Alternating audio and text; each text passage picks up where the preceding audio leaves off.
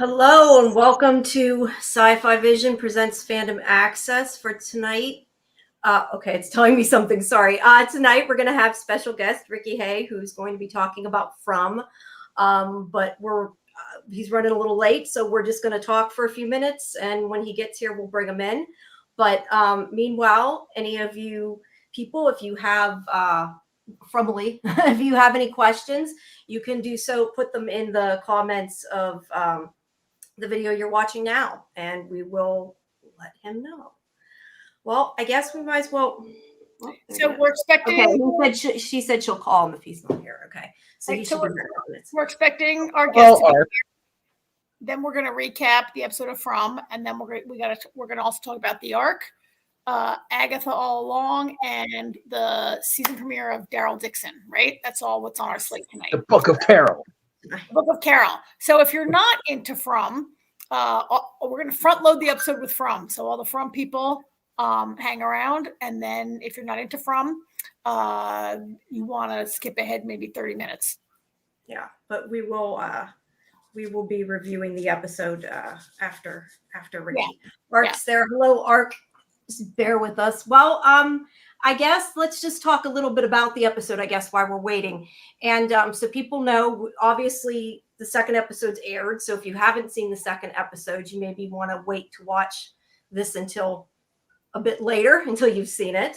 But well, the second episode is kind of the fallout from Mrs. Liu dying. I mean, is what I would say the majority of the episode's about, kind of centers around. That and their food shortage seems to be coming to an end. That's kind of in the town part of it, and then the outside of the town part. But there's a lot more to break down on this stuff, I think, that's happening with Tabitha, and we'll go a lot more in depth once we review it when after the interview.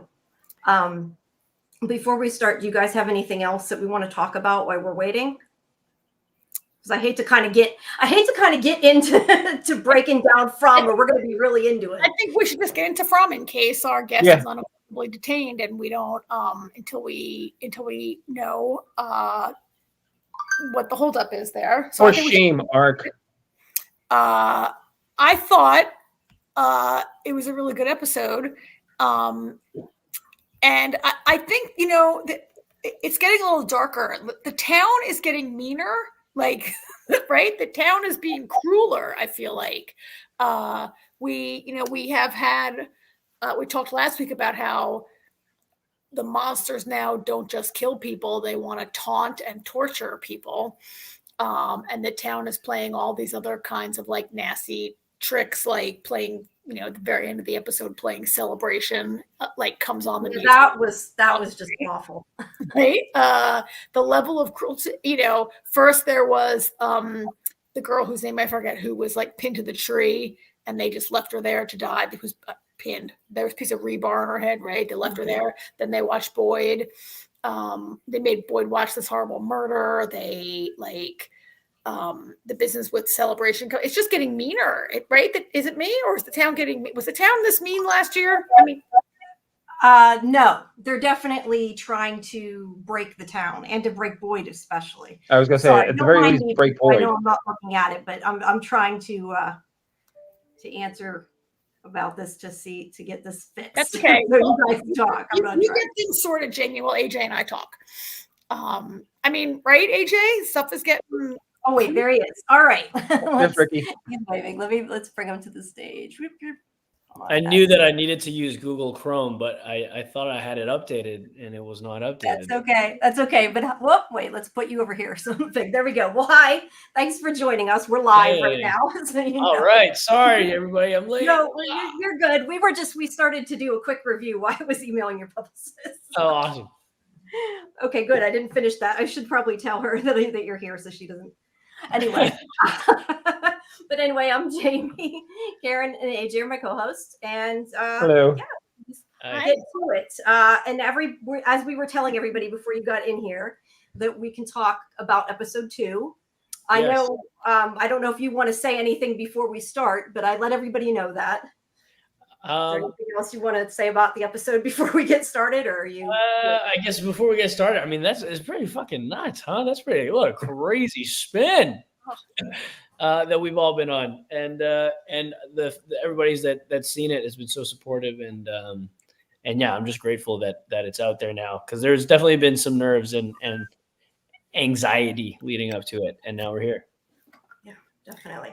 So to start off, why don't you talk about what was it that made you want to do this, or how did you become a part of it, I guess, originally? Well, I mean, as most people would probably assume, and they'd be correct in the assumption, when I signed on to From, I wasn't really at the point in my career where I could just be like, turning things down, or like, maybe I'll do this, and like flipping through things and picking and choosing. And I had just, gotten the no for a couple of like really big projects that would have been very life-changing, for me, for my family, and would have been really pivotal. And so right before I got From, I did the audition. And of course it was like one of those auditions that I was like, this is great. Like, this would be a dream job. And at that point I was the closest I'd ever been to quitting this career.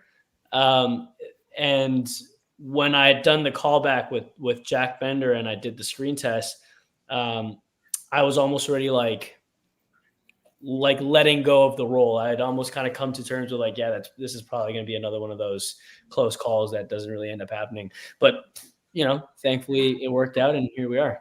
Yep. And we have some comments in the chat here. You can I don't know if you can see them. I don't know. Oh, you can see it? Okay. Well, Dabbed Out Walrus just finished the second episode and loves it, and also said that they cried a lot. And then Tara Smith is saying, welcome. Yeah. All right. You want to go ahead, Karen? Yeah. I mean, I thought this was such a power. We were just talking before you got here about how the town seems to be getting meaner. Like, whatever evil force is here, it's crueler, and things are getting harder. And I thought this episode was just, this was such an intense episode, and I feel like everyone in the cast, the acting was, the acting is always good, but it was like next level in this episode, what you guys were asked to do. And, I think for all of us who have lost a parent, and especially, I lost my mother about a year ago, and Kenny's reaction was just so, I loved how they wrote Kenny's reaction and his refusal to really give in and to cry, and he just kept saying, no, stop, get away. And I wanted to ask you about that scene, about how that evolved, how you work with what's on the page, and how that all came together. And you and Harold were both incredible in that. Right. I was going to say really quickly, sorry, if you hear screaming in the background, that's my toddler. Okay. There he goes. Yeah, there you go. Yeah. I think he heard me say it, and then he dialed it up. Oh. Okay, he's gonna sell it. No. Yeah, it was a lot, and obviously, as everybody's kind of talked about, like, Kenny's already been through a lot, as is, and it doesn't really ever seem to let up. And I think that, without getting into it too much, like the personal life stuff. When we shot season 2, I had brought on with me this idea that, it hasn't been that long timeline wise in the town. Like Kenny had essentially just lost his father, and then all these massive changes were happening. And comparable to, like, I guess my real life, my partner, she had lost her father during the shooting of season 2. And so I think there was like this thing going into season 3 where it's like, these are just such real and like relatable stakes to me. And there was just, making it up and faking it till you making it was never an option. Like, the goal was always to pursue it as authentically as possible. And it was just such a tightrope act to kind of balance. And I've kind of said this in a few interviews this week, but leading up to the shoot for that tunnel scene, where Kenny and Boyd are standing in the snow and we're about to go in and set those things on fire. That scene was one that I was most anxious about for the longest time. And of course, it just became one of those things where we had to reschedule it because of snow. We had to reschedule it because people got sick, and reschedule it again and again and again. And it wasn't until like we were in the middle of shooting, I think like episode 5, that we went back and shot that scene finally. And unfortunately, again, without getting into it too much, a dear member of our show had lost a family member literally the evening before we shot that scene. And so it really felt like for a moment there, every single person on set, from the transport team to catering to the camera guys to us, like we were all on a singular mission to make sure that this kind of, because there's this moment, obviously Kenny says, I can't stop thinking about how alone she must have felt, how scared she must have been. And that kind of very weirdly synchronized and echoed with what had happened to this person the night before, where he was kind of asking like, was she alone? How did she go? Was she alone? And so, yeah, it's been a lot of like this for basically this whole show, honestly, since season 1 of From it's been a lot of weird life moments coinciding with the show. And so I think it's what gives it the heart that it has. Sorry, that's such a long ramble. No, it's okay. I just, I'll put the comments up in between. Okay. Derek says that Kenny as a character is maturing and evolving so quickly, and she enjoys seeing him rise into such a strong character. Tour de force performance. I'm reading it, even though you could read it, I guess, but No, that's good. I'm like visual, but then I can't. yeah.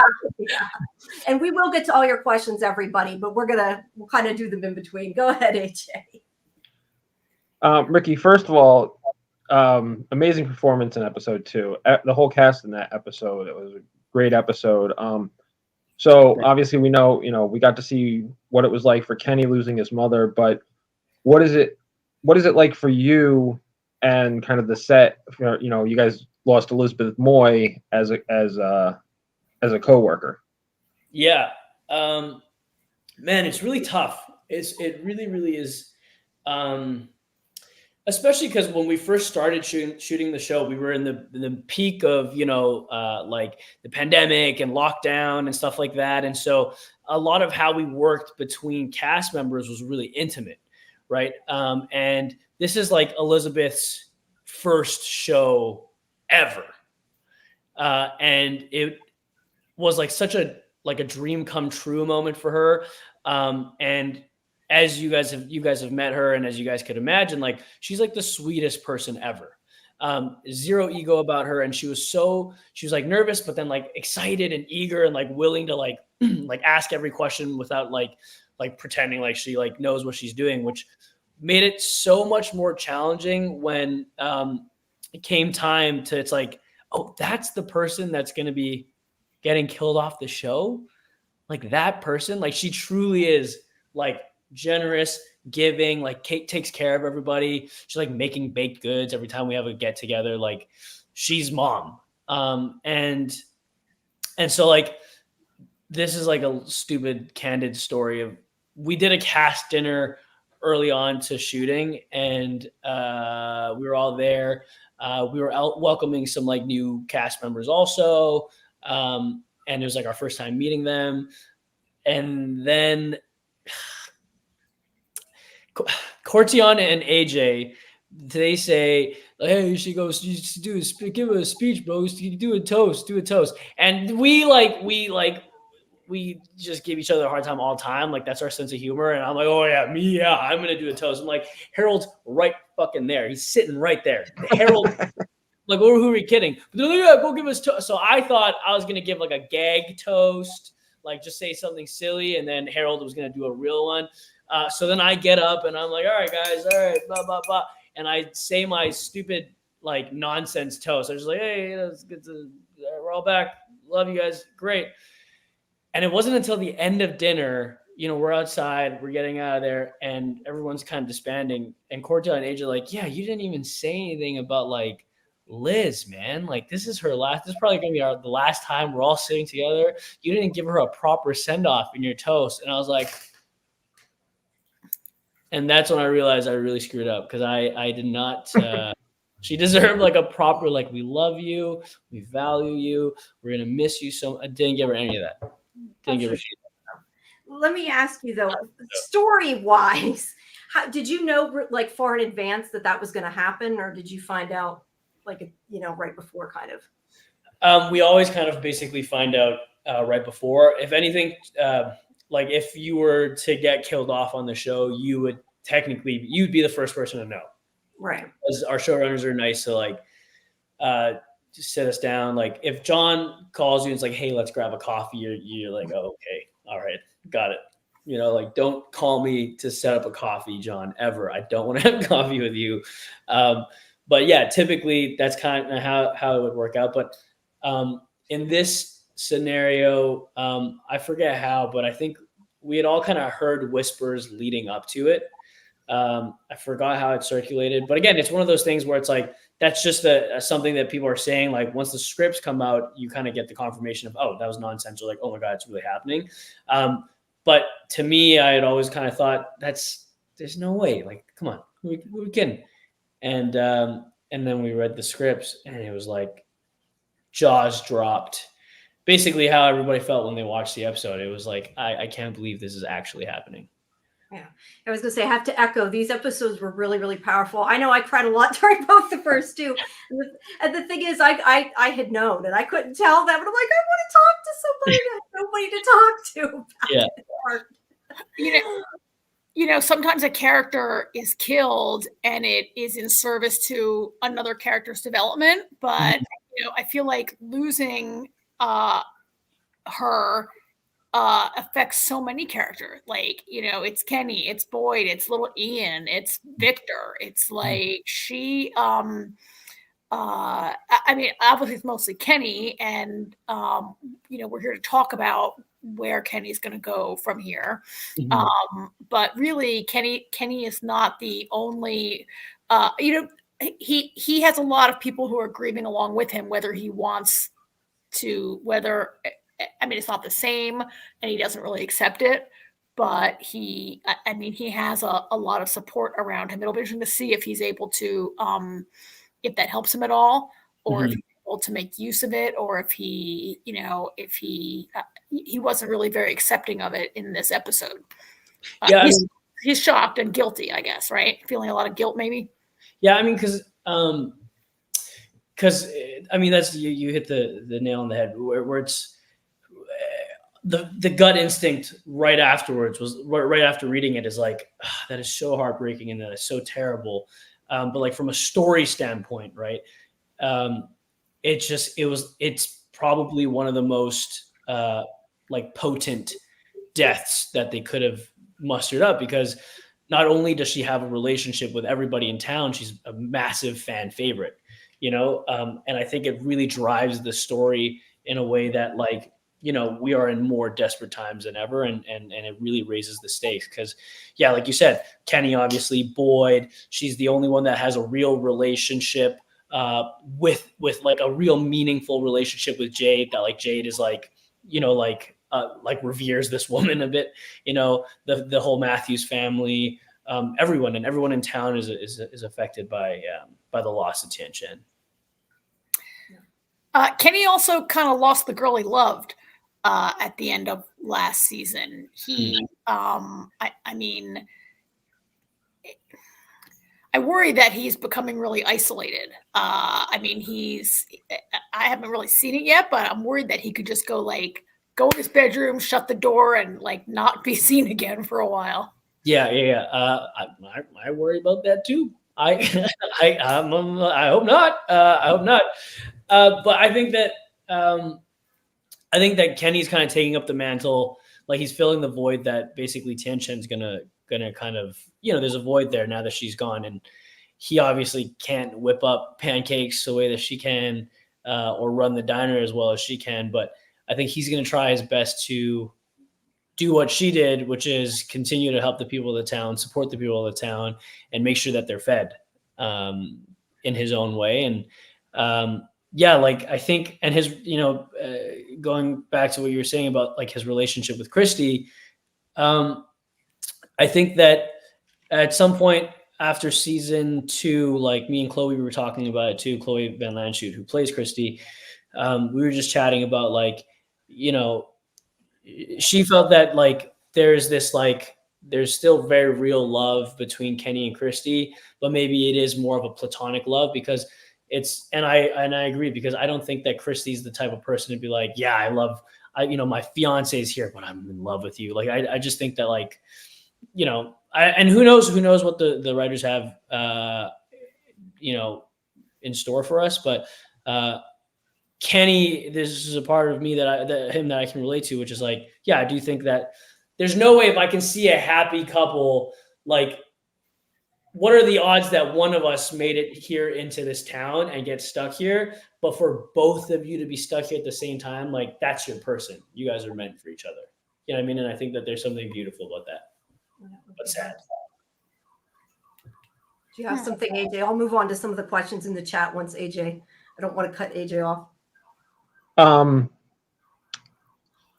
So part of me still wants to see Kenny go down in the cave with the gas cans. Do you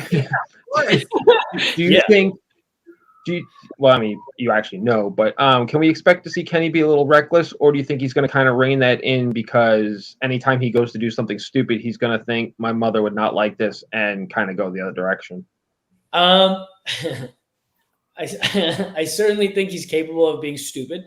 I think he's a friggin' idiot. No, I think he's that's a very good point, right? Because like to him right now, it's like, okay, what would my mom want me to do?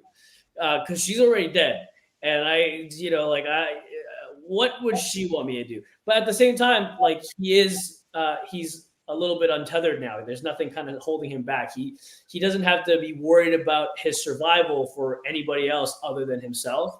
But the short answer to whether or not he's going to go back in the tunnels is someone will at some point this year. Someone will at some point this year. Will there be fire? I cannot guarantee it. But someone will be in those tunnels. I see Dab Doubt says they second the vote for gas cans. As when I read that, Tara Smith said so too. Yeah. We all think so. We're all for the gas cans. Yeah. Okay. Yeah. Let's take a couple questions here from the chat. Sarah wants to know if you go on the forums and boards and read any of the fan theories. Almost an unhealthy amount, probably. I actually every season. Well, season 1, forgot what the circumstances were, but season 1 I did like a AMA, like an Ask Me Anything on Reddit, and so if you guys have any questions that I might not have already answered, it just might already be there.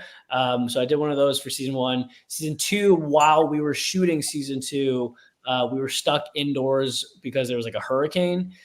So I did a second one. And so this year I did a third one just because at this point it feels like it's like tradition. But yes, I am frequently on the Reddit boards. And I don't have Facebook, but like lately I've been sneaking on my sister's Facebook just to see what are the new theories. I love shows and like movies that have a lot of like fan involvement, like Easter egg videos, recap videos, breakdowns and stuff like that. And so it's cool to be a fan doing this on a show that I work on. It's kind of a dream. Cool. Speaking of that, I think we might have a web maze, it sounds like, from what people are saying now after that little, I don't remember the name of the company, but the moving company that was on the screen during the article. There's some kind of, so if anybody hasn't checked out, I'm sure everybody's on the board already sees all the theories. So Rondé Moves, I think is what it's called. Yeah, something like that. Okay, let's see. Davdell says, what's it like working with Harold? I was gonna say, I don't think he can spoil anything, but maybe you could talk about working with Harold. I might have something I could spoil. Maybe let's see. No, well, okay. Working with Harold, first of all, is like a dream. like an absolute dream from the moment we had met, and beyond that. Like I just got off the phone with him, this weekend. Like I said, I've been very nervous for these episodes to come out, and while we were finishing season 3, we were out one night and like we were both probably a little drunk already, and like he was just like, "Hey, I want you to know this, man." He said, Jack gave me like a quick, like a very rough cut of episodes 1 and 2, and he like starts fucking tearing up, and he's like holding me. He's like, "And I just want you to know, like when these episodes come out, you are gonna be so loved." And he's just, and it's like it didn't even matter because we were just like drunk, and we're just like, what? And he's like, but there's just like he's so supportive and so loving and so gracious. And even before these episodes came out, he was just calling to check in and see how I was doing and how I was feeling about everything. And I get off the phone with him. I just think to myself, like, that is so wild that like that guy's just my friend now. Like that's like one of my closest friends that I just call to shoot the shit with and talk about life and hang out and make jokes. So yeah, it's a dream. And then in terms of what I can spoil, Up to you so you don't get in trouble. yeah, we won't get in trouble because I said this in a different interview recently and I got the okay. There's a big hint in the basement is all I can say. Oh, all right. Yeah. I wanted to ask you something that I keep hearing coming up. People keep mentioning about the snow and it comes and it goes and everything. I'm just curious, adding the weather changing, did that come about because of when you guys were filming? Because I kind of got that impression from Harold, but he never actually said that just the seasons changing in that. Because I know you filmed later than you were supposed to because of the strikes and everything. I mean that's like way above my pay grade, but I know that when we finished season 2, there was talk of like massive changes are about to happen in town. So now I don't know if that meant that like they had always planned for the winter or things like that. Like, like I think Victor mentions like the trees are moving, like things are changing or whatever in season 1, I believe. So like, I think the plan was always that things were going to change. I don't know if us shooting in the winter just happened to coincide with that, but yeah, the winter was like a pain in the butt. It was a big change for sure. Yeah. Yeah, I'm sure. Let me ask you a quick silly question that I have. This actually, somebody gave me this question actually for Catalina earlier today. Let me ask you, what is something that you would give Kenny from the outside world to help him? Oh, I would give Kenny John Griffin. Like I'd kidnap John Griffin and then give John Griffin to Kenny and be like, okay, you tell him how to get the fuck out of there because we need to like you tell him we need to get out. Yeah, I'd abduct John Griffin so quickly if we needed to, right away. That away. Works. And if it was you stuck, what would you miss the most from the real world? My family. Yeah, my family for sure. Yeah. My family and probably like Wi-Fi, I guess. Right. Because how would I watch this stream if I didn't have Wi-Fi? That's very true. I'm trying to find the question to put it up, but somebody was asking if you're going to any conventions. I lost the question. Any like fan conventions coming up, you mean, Jamie? Yeah, they're asking. I'm not sure what VidCon is. At least I'm assuming that's a fan convention. But so yeah, are you guys doing any events coming up? Yeah, I'd love to. I mean, if it gets set up, I'd love to. I was supposed to. I think Cortion and Harold did like a horror con up in Tennessee in July, but it was. I needed to stick around for family stuff. But that was the plan, was we were going to go. And then I think there was going to be another one in Atlanta that we were supposed to go to. But it's just like scheduling stuff. I'd love to like meet the people who watch our show for real in real life. Like that'd be so cool. That'd be fun. Before we continue, do you have to go a certain time? I don't want to keep you longer. No. Okay, we'll go for a few more minutes and then we'll go. Do you guys have anything else you want to ask? I know I've asked more than both of you. Sorry. I had a question that just went out of my head. So take one from the chat. That's nothing No, new.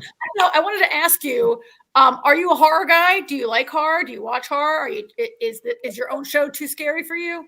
No, I'd never been a massive horror fan, but I also have always like kind of watched like the classics. Like I watched The Grudge, I watched Saw. Huge fan of like Hereditary and like Midsummer and stuff like that. But it's never been like my go-to genre. My favorite genre of movies is an Adam Sandler movie. So that's gotta be like as far on the opposite spectrum as possible. So yeah. Even our show, it's like if not for working on it, I don't know that'd be like the first thing that I turn on. But I'm sure it's like, a lot of people that watch our show aren't necessarily obsessed with horror. It just they start watching and they can't stop. All right. Do you have anything? Oops, sorry. Then I got to ask a follow-on. Not only are like Jack Bender and Harold from Lost, but I feel like this show is like following the Lost. It's like it's following Lost. People always. So we started this show. It was a Lost podcast. Okay. Cool. Years and years ago. And we've grown since then. We're huge fans. And I just feel like they're really following the playbook, but in a good way. And I wonder, you're a little younger than we are. Are you familiar with that show? Did you watch Lost? It was always a show that I watched like bits and pieces here and there. And I actually watched like the whole first season like years ago, like in high school, and I was really into it. High school. Yeah, but then I got into the I got stuck with like, I don't think it's controversial to say that the ending of the series was controversial, and so it made me like, I was like, oh, am I gonna finish this? Like, am I just gonna be disappointed? But I've been meaning to finish it, especially after I booked From, but then I got into the thing of like, if I watch Lost, then I might like start like worshiping Harold more than I already do, and then like really, you know what I mean? And then I'm just on set, it's like, oh hey, I was like, oh, hey Michael, Dad, no, Harold, like I didn't want to get into that whole headspace. But I watched a really compelling YouTube video by this guy Drew Gooden that I really like, and he basically did this like, I think it's like a 40-minute video breaking down why Lost, including the ending, is like one of the greatest TV shows of all time. And I'm like, I gotta watch it. Yeah. All right. Maybe when you're done, maybe after so you can keep your Harold worship down. Yeah. I'll give you a small spoiler. You might not worship everything he does on that show. That's what I heard. That's what I heard. That's a fair statement. That's what I've heard. In my opinion, From is the closest thing. Everybody, all these shows came out. Oh, this is the next Lost. This is the next Lost. This is the next Lost.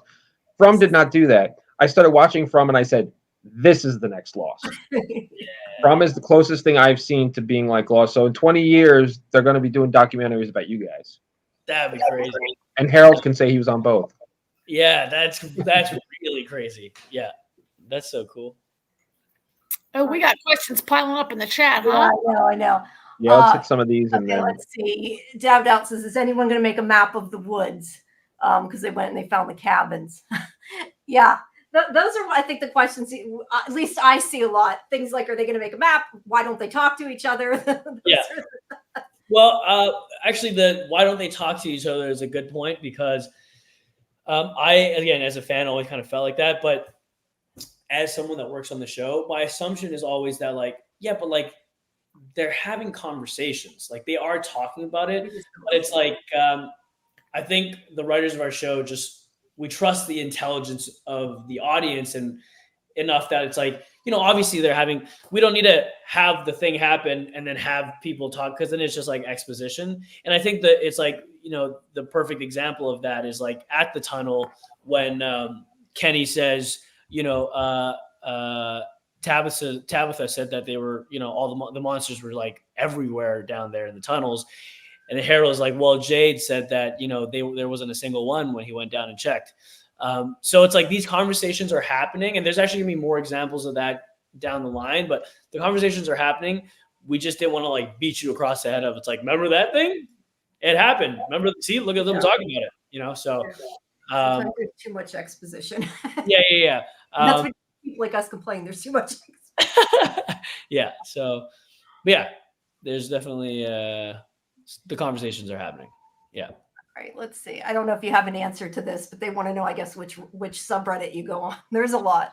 I definitely check. Yeah, there's. I definitely check all three of them because again, I'm ashamed and also unashamed to say that I'm on those too much. But yeah, I like the From TV epics. I like the From series. I like all of them. Yeah. All right. Let's see. We got a different person. Jenna says, "What's been your favorite moment of filming?" My favorite moment of filming. That's it. There's a lot. But I'll say like in terms of like actually filming like on set, probably my first day.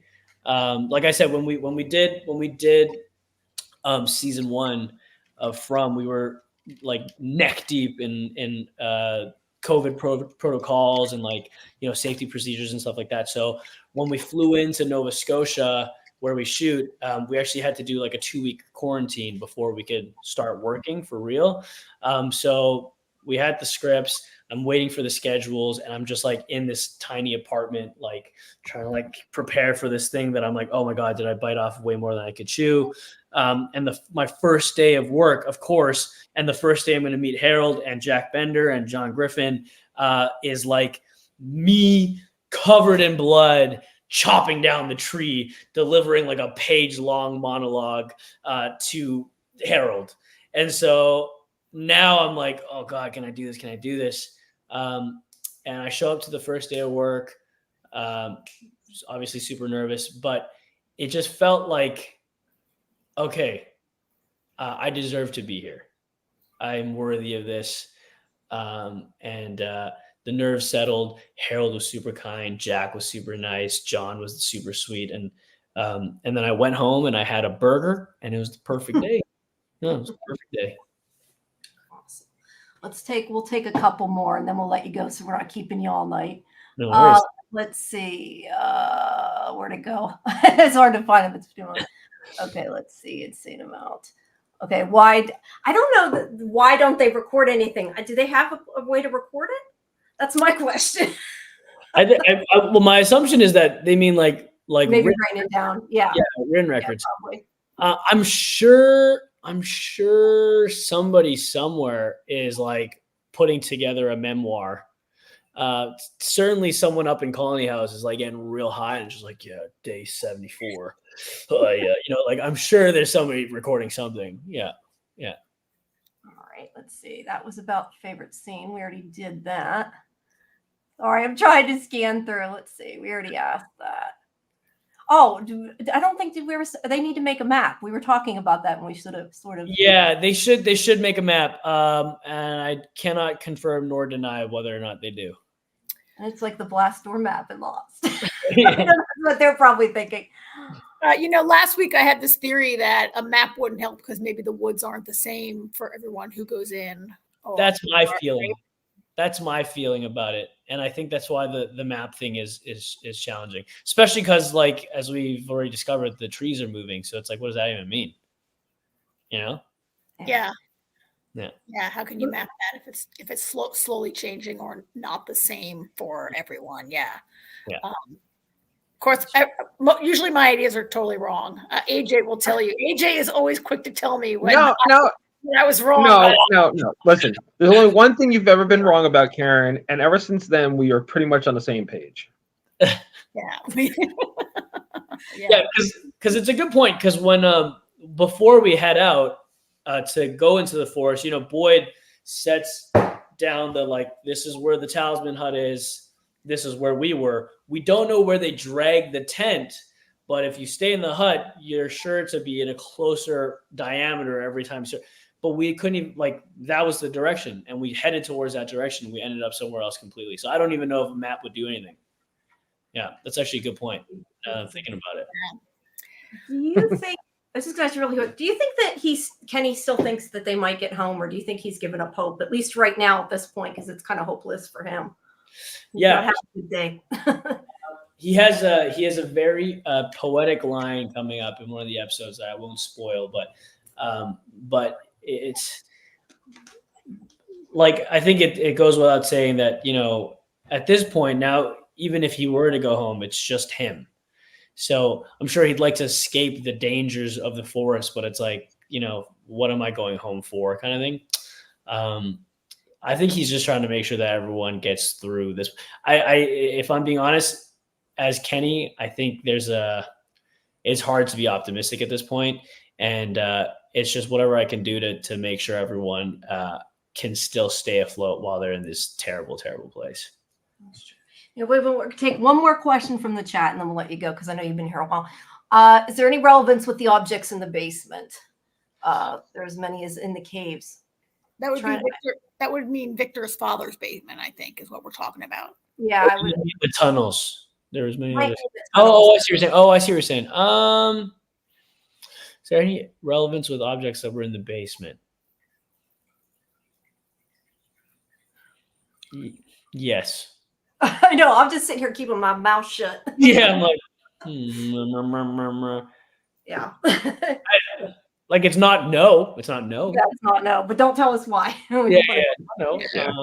That basement is like a Wes Anderson shot. You have to like pause it and look at the entire background. And I've seen on the Reddits like people like pull out like high resolution. I don't know how they did it, but there's like really clear images. Mhm. There's some press ones too that came out. I know. Yeah. we used to be those people. Yes. Yeah, we kind of Yeah, are. we used to then Lost every episode. I respect that. I respect Well, that. I want to ask one more question. If Kenny had to die, would you like to be eaten by a monster? When I was disappointed in episode 1, when Kenny's mom dies. We have that incredible scene where she's screaming off shot, and we just see Harold's face, right? And I was a little like, oh, she didn't get to die. And then in this episode, she gets to be torn apart. Would you like to be torn apart by demons? Like, I don't want you to die. This is I think it's like Walking Dead actors who all want to become a zombie if they can when they die. Like, Yeah. Like, I'd hate to see Kenny just get shot and have a boring death. Yeah, no, I agree. But I also would like, not that it's boring, like to be torn apart by monsters is certainly not boring, but I'm like, I kind of want it to be like something different. Like, it'd be cool if it was like, say, like it was, I think if I had to go out, I'd like for it to be like that. Something like unexpected would be cool. Yeah. Not like, like when Ellis got stabbed and he almost bled out. That would suck. I don't want to, that's not how I want to go out. But something that's like maybe a little outside of the box. Maybe something outside of the box. Yeah. That makes sense. All right.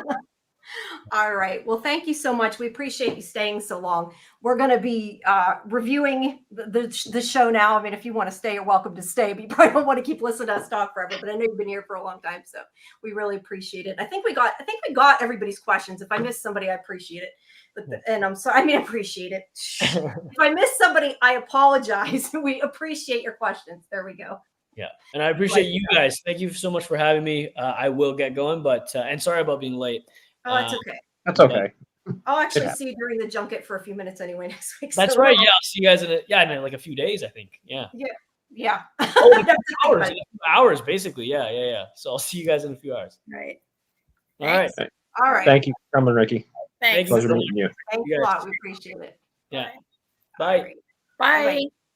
Can we just highlight this awesome comment from Austin who says that getting eaten by monsters is so played out in film? All right, we've been at this a long time and we still got to talk about the episode. That was awesome, but now we got business to take care of, right? Yeah. Right. So, I'm gonna give us some better background here. In fact, I might put myself off the camera. Yeah, you're gonna put all those pictures in there. Yeah. Well, the camera this one just blocks me out. But Yeah, just watch you. Block the camera. we're gonna move on here. Guys, we're talking about the episode. Feel free to give us episode comments too while we're doing that. So as we I just want to say, I forget somebody here. They did answer that question about I'm never going to find it now. About the website, that there was a painting with a sigil, but the talisman was a little bit different than the one on the talisman. I didn't realize that. I knew there was a painting, but I didn't see that. Yeah. That was just about the web maze because we had we had mentioned it. So, all right. Well, let's get talk. to it, I guess. Let's talk first about what happens outside of Fromville. Can we do that? Do you mind? Go for it. Since this episode now every episode takes place in 2 locations, I guess. So, like, can we first talk about Victor's dad and Tabitha, and that little part of the show? I still think that's the most interesting part to me. That's what I wanted to know more about. Yeah. The outside, the I always want to say island. I am going to continue to go to say island every time I talk about it. Outside of the town. Yeah.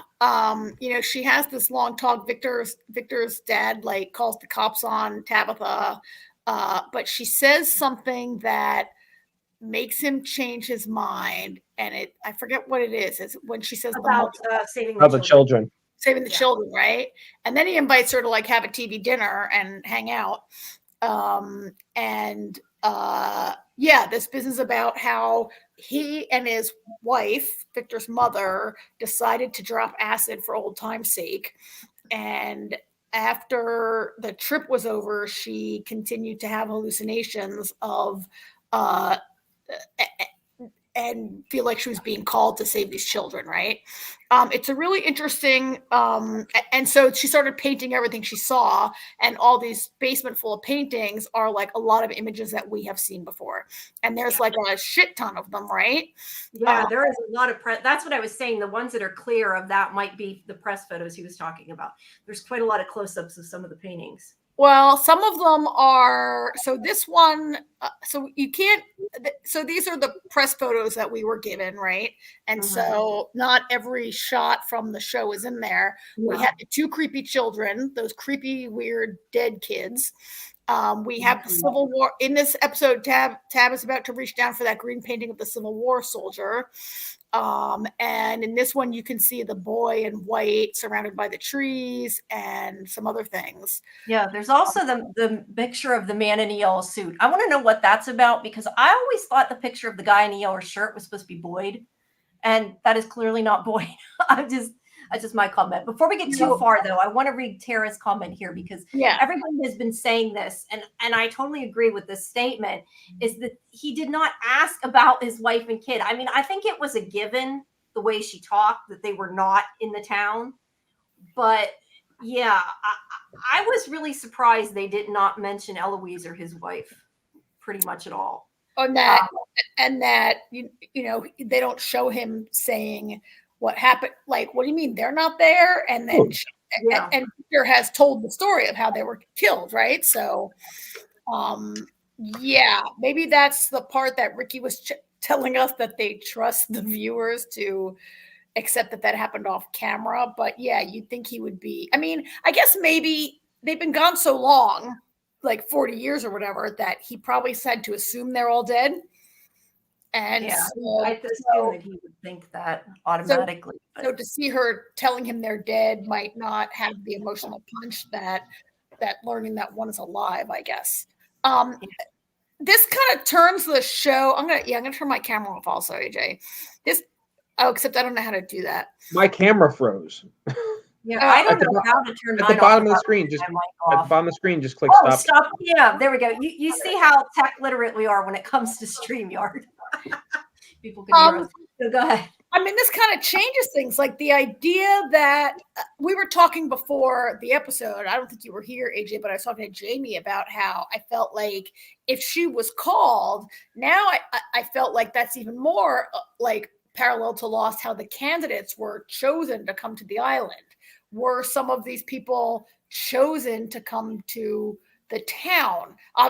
First the Victor's mother, now Tabitha. Are other people, like, have other people there been like, I always the show always has been kind of like, oh, it's your bad luck to get stuck in, the town. But maybe there's more going on there. I don't know. I don't know. Austin is saying, feel like she totally went there on purpose. I assume he means Miranda. Yeah, I would definitely agree with that. And I mean, whatever Miranda may or may not have been, it sounds like, I keep wanting to call him Victor, like Henry thinks that that's Tabitha's point. Now Tara's saying that she wants to believe, and by the way, if I am wrong about anybody's gender, I apologize. I realize I probably should quit to keep saying they and not, because I don't know who everybody is, but that wants to believe that Tabitha's in the real world. Yeah, and that was my question for you guys. There's a lot of people that still think Tabitha is not in the real world. What do you think about that? I mean, I think the second half of Tara's comment kind of answers that. Like, the boy in white was there waving at her across the street. So how can that be the real world if she's seeing this hallucination? And yet now we've learned that, is her name Miranda, Victor's mother? Yeah. That she was maybe seeing hallucinations. And she was definitely in the real world, except maybe if Tabitha's not in the real world, then none of it's real. So it wasn't real world, right? It's kind of this circular thing going on, right? Yeah. If you don't, I kind of took it at face value, but I guess not everybody did. So that's the answer to that. I know. What do you think, AJ? Do you think she's in the real world, or you think it's a trick of the mind or of the tunnels or whatever? I don't know. It's all I know is I saw this scene, and I mean this shot specifically, and all I could think about was Lost. I mean, this is like the hatch. Yeah. When we see the painting for the first time. Yeah. I have that. I bought that painting. So I bought that signed by David Lindelof at an auction. Yeah. Oh, that's yeah. Right. But yeah, I mean, I don't know. It's either I don't know. Either his mom was connected in a different way to the land in between, or I'm not really sure what the answer is going to be. It has definitely turned the show on its ear a little. Yeah. All right. Well, and so it was described as, so let me just, one thing, Henry told Tabitha that Miranda described it as a place it's just out of reach, but if you look for it, you could never find it, which I felt like foreshadows what we know is going to happen, that Tabitha's going to want to go back and can't maybe find her way back, right? Yeah, well, we know people come from everywhere, so that's, we don't know. We don't know where, because everybody seems to be able to come there, and they're all from different places. So that's so then the way she described it, they weren't necessarily all like taking the same road trip on the same road and hitting that tree. Like she went there on purpose, it sounds like. Yeah. And then yeah. And Tara's saying that her room number added up to 47. I didn't see, and on level 12. Yeah. They're talking about the room number and the floor number of the hospital. All right. Well, let's go to let's move on to what's in the town a little bit, because we don't want to over too much. We're not going to ever get done.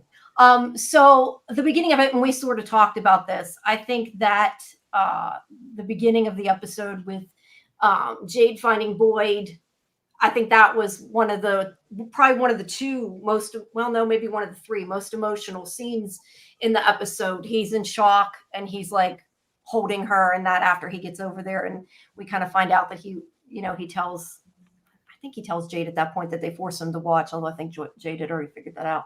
But yeah, that's where we kind of find out what happened. And meanwhile, Kenny and Jim are all happy because they found food. That was sad too, because they're like coming down all happy, smiling, and like, the bubble's gonna break, Yeah, we don't have photos of that. All that's too spoilery for them to provide photos of. But that was, so the town takes away and the town gives, right? Like, I'm not sure those kind of foods usually grow in the wild, do they? I mean, I felt like somebody had to have planted them near the cabins.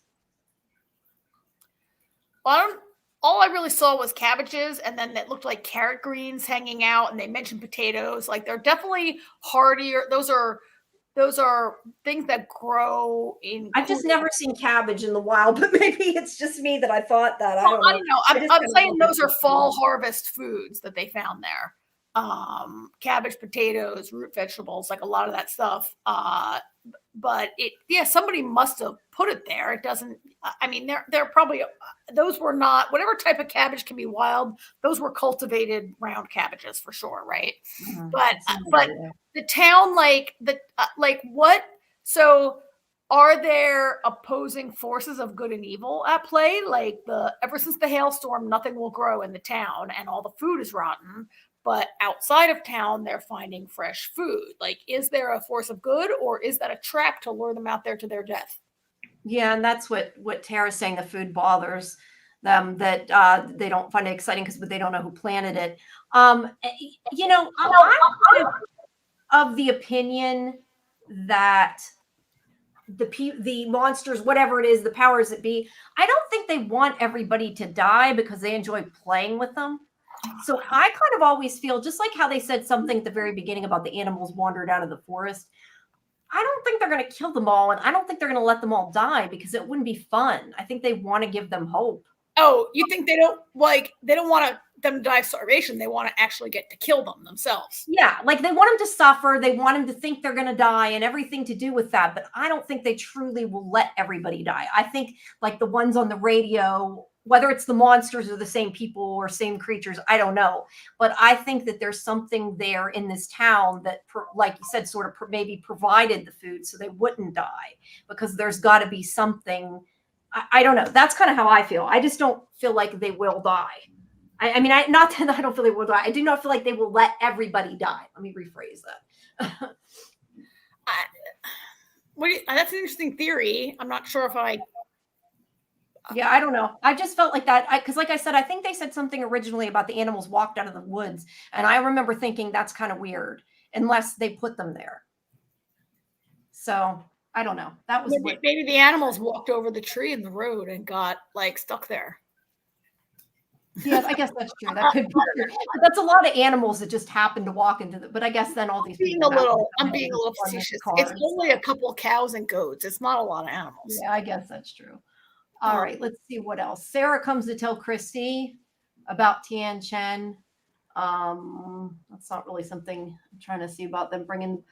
I guess the other thing is Ethan and Julie are when they're that kind of whole conversation where Ethan's upset and trying to bring her the blanket and doesn't quite get that she's dead, or at least doesn't want to accept it, and Victor doesn't want to help. What do you guys think of that scene? You and the people in the shadows think about that scene.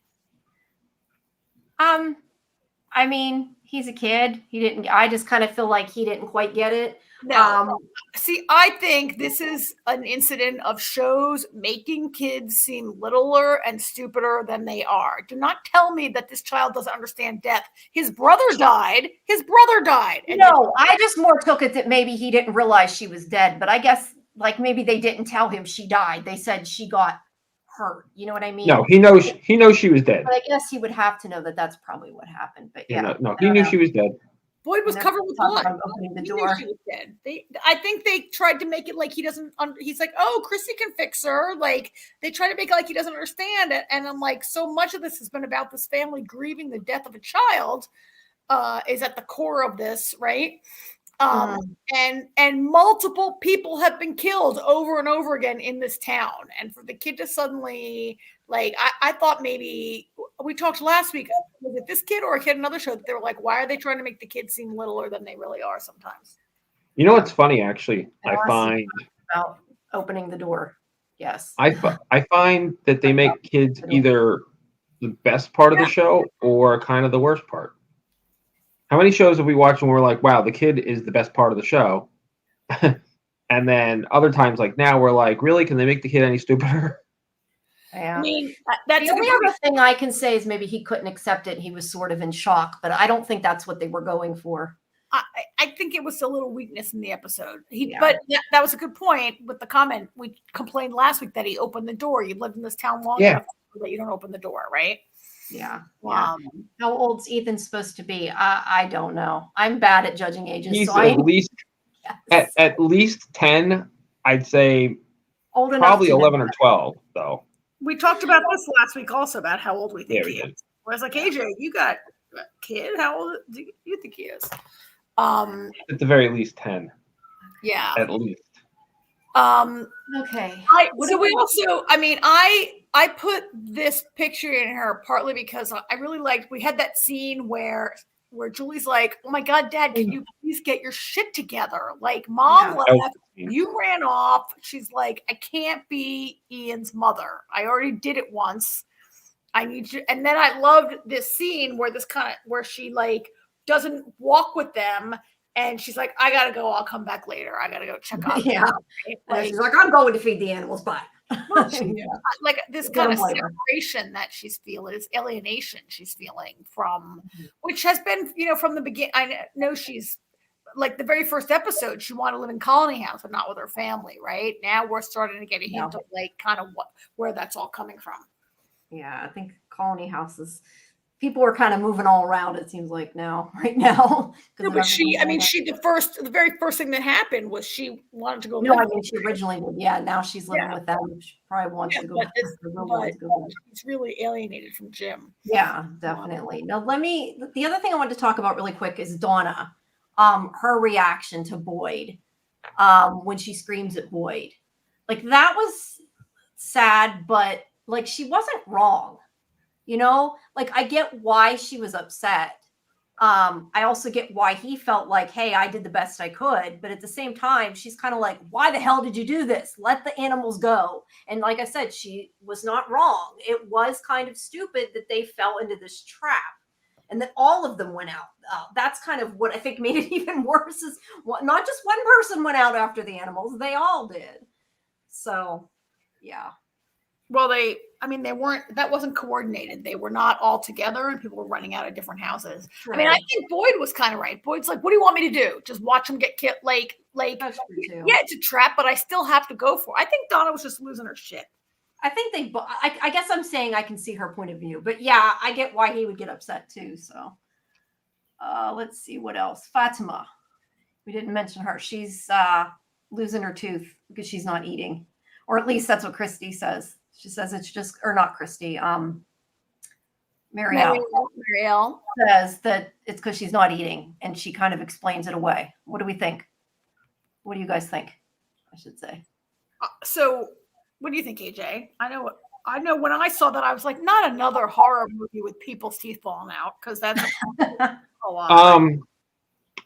I didn't really react to her tooth falling out. It wasn't until later when she was eating the rotten food that I was like, she's carrying a demon child. Yeah. Either way, I don't think it's normal. No. Marielle's kind of explaining it away. Yes, you can lose your teeth due to like scurvy, right? but she says she hasn't eaten 3 or 4 days. And she's not showing, right? Her stomach is still pretty flat. Yeah, so, I don't think we fall out after not eating them for only 4 days. Let me finish. I think that she could not possibly be malnourished enough at this point for her teeth to be falling out. I think that might be like an end stage. I don't know. I'm not a nutritionist, but I think that might be more of a late stage malnutrition or a scurvy thing. If anyone is a doctor in the chat, please comment on that. But she's not even showing. She's only been pregnant for a short amount. I mean, there are people who don't show till late in their pregnancy, but she's not very pregnant, right? No, I don't think it's been quite that long. Well, that she doesn't want to eat the food. Yeah, she's definitely not wanting to eat it, but it's the only thing I guess she can keep down. So for now, she was eating the rotten food. Like she was. That's what I mean. She's going after the rotten food, right? I think he's right. That was the first time. Good. And I think it smelled good to her. Yeah, I got that opinion. I mean, obviously it tasted good to her, but yeah. No, there's one thing I have to comment about here. I have to ask you guys because this is one of the comment I think I've seen the most lately on these groups. And I don't know. I never thought of it. I think people were reaching, but I'm curious what you think. When Fatima turned to the door before she got the food, she tried to open the door apparently, and it didn't open. And then she turned to talk to, I don't know if that's when she turned to talk to Nikki or that's when she turned to get the food, but whatever. She stopped, she turned, and then she went and she got the food. People are saying that they think she couldn't actually open the door because she's maybe changing. Do you think, I feel like that's a little reaching, and that I thought she just turned because she smelled the food or because Nikki said Yes. something. Like, I didn't take it I that way. thought. But a lot of people think that, which is fine. I'm just was curious if either of you thought that. No, I didn't No. see it or notice it, but now that you say it, I'm not on board with that. I'm just going to be watching to see if she opens her own doors now that I can see, just in case. I don't think she's. No, I'm just saying because then we'll know for sure. Because I know that people are like looking for that, and I know I didn't notice it until I started reading about it. Let's see. Austin says they don't believe the monsters come from turned people. Yeah, I don't know that they necessarily do either. I'm just, I've seen this theory floating around a lot this week. So, I agree with Austin because so many people have died who don't come back, and also even people we don't recognize. No one's like, I've been here for 40 years, and that's Joe Blow who died the first day, right, or whatever. Yeah, like, Victor would have recognized somebody, I would think, at this point. Yeah. Tara's saying could be turning into something else. I don't know. I guess we'll find out. Yeah, or could be what's in her. We don't know. I believe she's pregnant with Ellis's child. There's no question that to me that he's the father, unless you believe it's some sort of immaculate conception of a demon kind of thing. Yeah, but she conceived in the town, so who knows if it's normal. Well, and this is another Lost alike thing where she was told she couldn't have a child, and then she got pregnant, right? Which was like very Lost Island-y. I mean, I guess there's the possibility that it's an illusion, that like if so much of what happens here is an illusion, could the positive test be an illusion, right? I don't know. All right, what else do we got? Them fixing Tien Chen for Kenny to see. So that was Jade and Christy. An old picture. There's not a picture of it. That was really kind of beautiful. Yes, it was. It was really nice that they did that for him. Yeah, and I like that Jade is actually not being an asshole right now. I mean, like I've said before, I like that he's a smart ass, but he's being a human being, and I appreciate that. And I like that he's, kind of helping people right now. I don't like his smart assery because I don't find it to be good natured. It's always mean. It's always mean and demeaning to other people. It is, but at least he apologized. That's what I think is funny. I guess I more think it's funny. Not that I am condoning it. I just think usually his lines are funny. But yeah. He's the Sawyer of the show, except he's much meaner. He's mean though. Yeah. I mean, then again, Sawyer was sometimes too. Now Tara is saying something really interesting that I hadn't even thought about. That she got the blood transfusion, because she did get Boyd's blood, didn't she? I'm trying to remember. He gave her the blood after the worms went out, but we still don't know if the worms had any kind of effect left on him. Well, that's why he had to get rid of the worms. He couldn't transfuse her until he got the worms. Yeah, but do we know? I mean, do we really know that? I mean, we know they seem to be gone, but do we really know they're gone? I just think that's definitely interesting. I didn't mean to say that's how fun to watch. I mean, that's a good how it keeps changing. Yeah. That is a good point. Like she was not diagnosed. Is pregnancy a diagnosis? She wasn't confirmed to be pregnant until after that situation happened. Yeah. And so could there, just because you don't have visible like worms under your skin doesn't mean like your blood. I mean, I know they had no choice but to take his blood, but that's a good point. Yeah. Now Tara's saying about Jade that he is socially isolated. And yeah, that's true. I don't know if that's an excuse. I mean, that's why I said I'm not saying I condone his behavior. I just, as a TV show, I find his behavior funny. But it doesn't mean what he's doing is good. But yeah, he isn't somebody who was really, I think, around a lot of people. And he's rich, so he's, whether that's a stereotype or not. You know what? I mean, I think that's an unfair way of painting people who are introverted or spend time alone or work on computers. They're not all total dickheads that are jerks. No, but I think they just mean kind of that maybe that's why he's doesn't have arrogant. anything He's to surely show. arrogant, and he's Yeah, kind he's of definitely arrogant. he thinks he's better than everyone. He thinks he's, I mean, he is smart, but like he's really a jerk. Yeah. He's not as much of a jerk, but he doesn't seem as bad now that Randall came to town. Yeah, that's a good point. Randall has surpassed him in ass hattery, right? Yeah. All right. I'm waiting. So I'm waiting for the other shoe to drop with Marielle. Like, I just don't feel like she's, in this episode, Ellis, Ellis, are you okay? And she's like, what, the detox or the being mind raped? But yeah, I kind of, though, to be fair, neither of them are doctors. They all act like Christy knows all. Christy isn't a doctor either. she's an EMT with like 2 years of medical school. She's but I get that they're afraid to kind of trust her. I didn't think at all that Ellis was worried that she was inexperienced. Ellis was worried that she's a drug addict. Yeah. No, I'm just saying that Christy isn't a doctor either. I just was making that comment. I didn't mean that. I'm not worried about Marielle being a drug addict, although I think that her being so fragile could result in some bad decisions going forward that she might not live too long. But I also feel like maybe she could be susceptible to, I don't know. I don't want to say turning evil, because that's not what happens on this show, but I feel like there's more to be seen with Marielle. More for those 3 people that were in the coma, not so much because of the drugs. Because Austin, she's feels for her because she was distrusted. Yeah, I mean, it's over. As long as she's clean, I don't think it matters, and it shouldn't matter.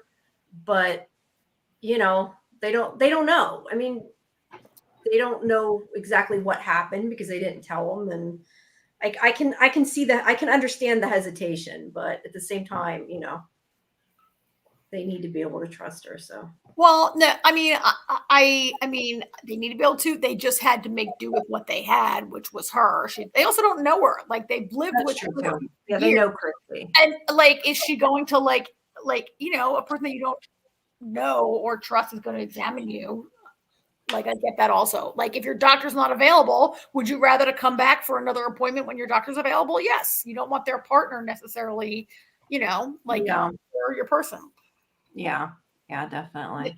I mean, that's a good comment. Nobody was wrong.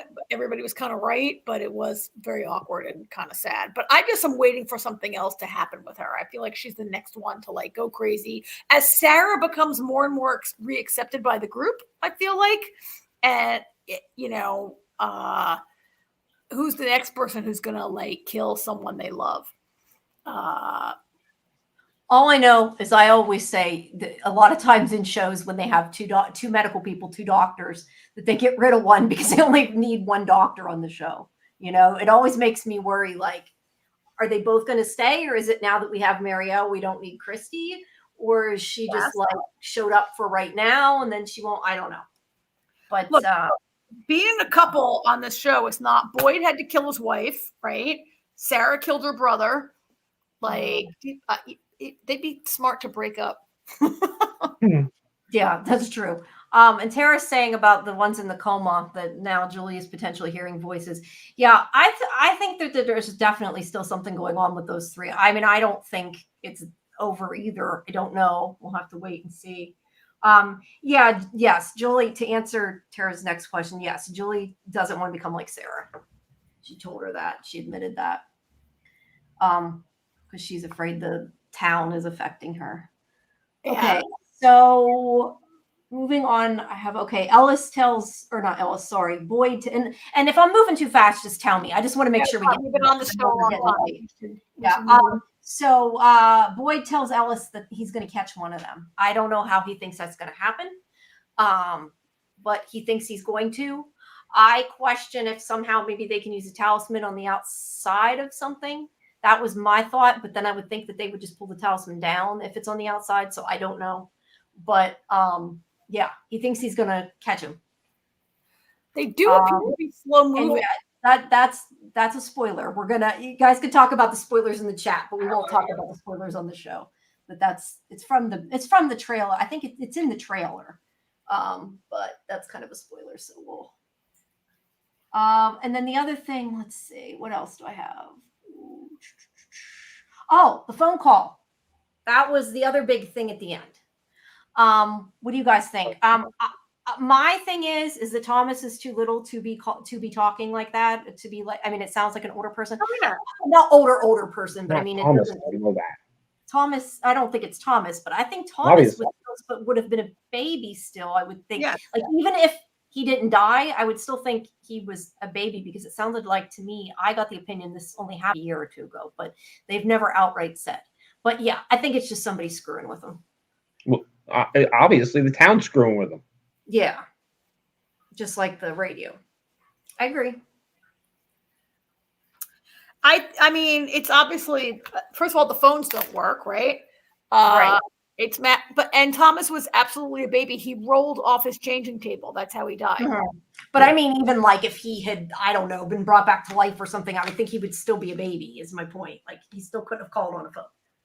Well, no, it's not. He didn't call on the phone. No, he didn't. And I know he didn't. I'm just saying, like, even if he was alive, he still would have been too young, I thought, for that. Just, reaching all the angles there. Like if he was secretly aging in the town, you mean? Yeah, like if, I don't know, if somehow he wasn't dead. I just meant that he would still be, my understanding is this did not happen that long ago. Because Julie says something about, I was 15. And I thought Julie was supposed to be like 16 or 17. But they've never outright said. It doesn't matter, because you're right, he's dead. We know it's not him. I was just saying whether he's dead or not, even if he wasn't dead, he wasn't old enough to make a phone call. So I'm not sure why he would believe that. I think he would just get freaked out by it. Well, so he won't believe it, right? He'll know that the town is messing with him. Yeah, I would assume so. But Jim is like we're learning how much more. I mean, we knew this was a family that suffered from the death of this child, but like Julia unloaded like kind of a lot of information on us about like her parents just losing their shit and being absent for some period of time, right? And not parenting their living children, which I'm not criticizing them for that. I can't imagine what it must be like to lose a child, but like Jim is a guy that can be pushed into making rash. Jim is very reactionary, right? And he doesn't think, he just reacts every time. Mm-hmm. So I don't know if it'll push him or not. I don't know. Or maybe it's just to make him constantly remember that he lost this child, and you'll never get to hear your teenage son speak to you because he's dead. I don't know. Sorry, I was just laughing at the ambulance in the back, in your background. That's always there for people who don't know. Karen lives near hospital, so it's always there. But we'll see what happens with that. Yeah.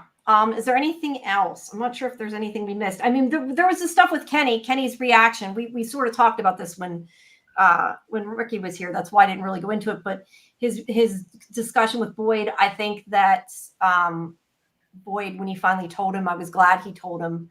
We knew it'd be hard for Kenny to hear, but he needed to tell him, obviously, that he was there with her.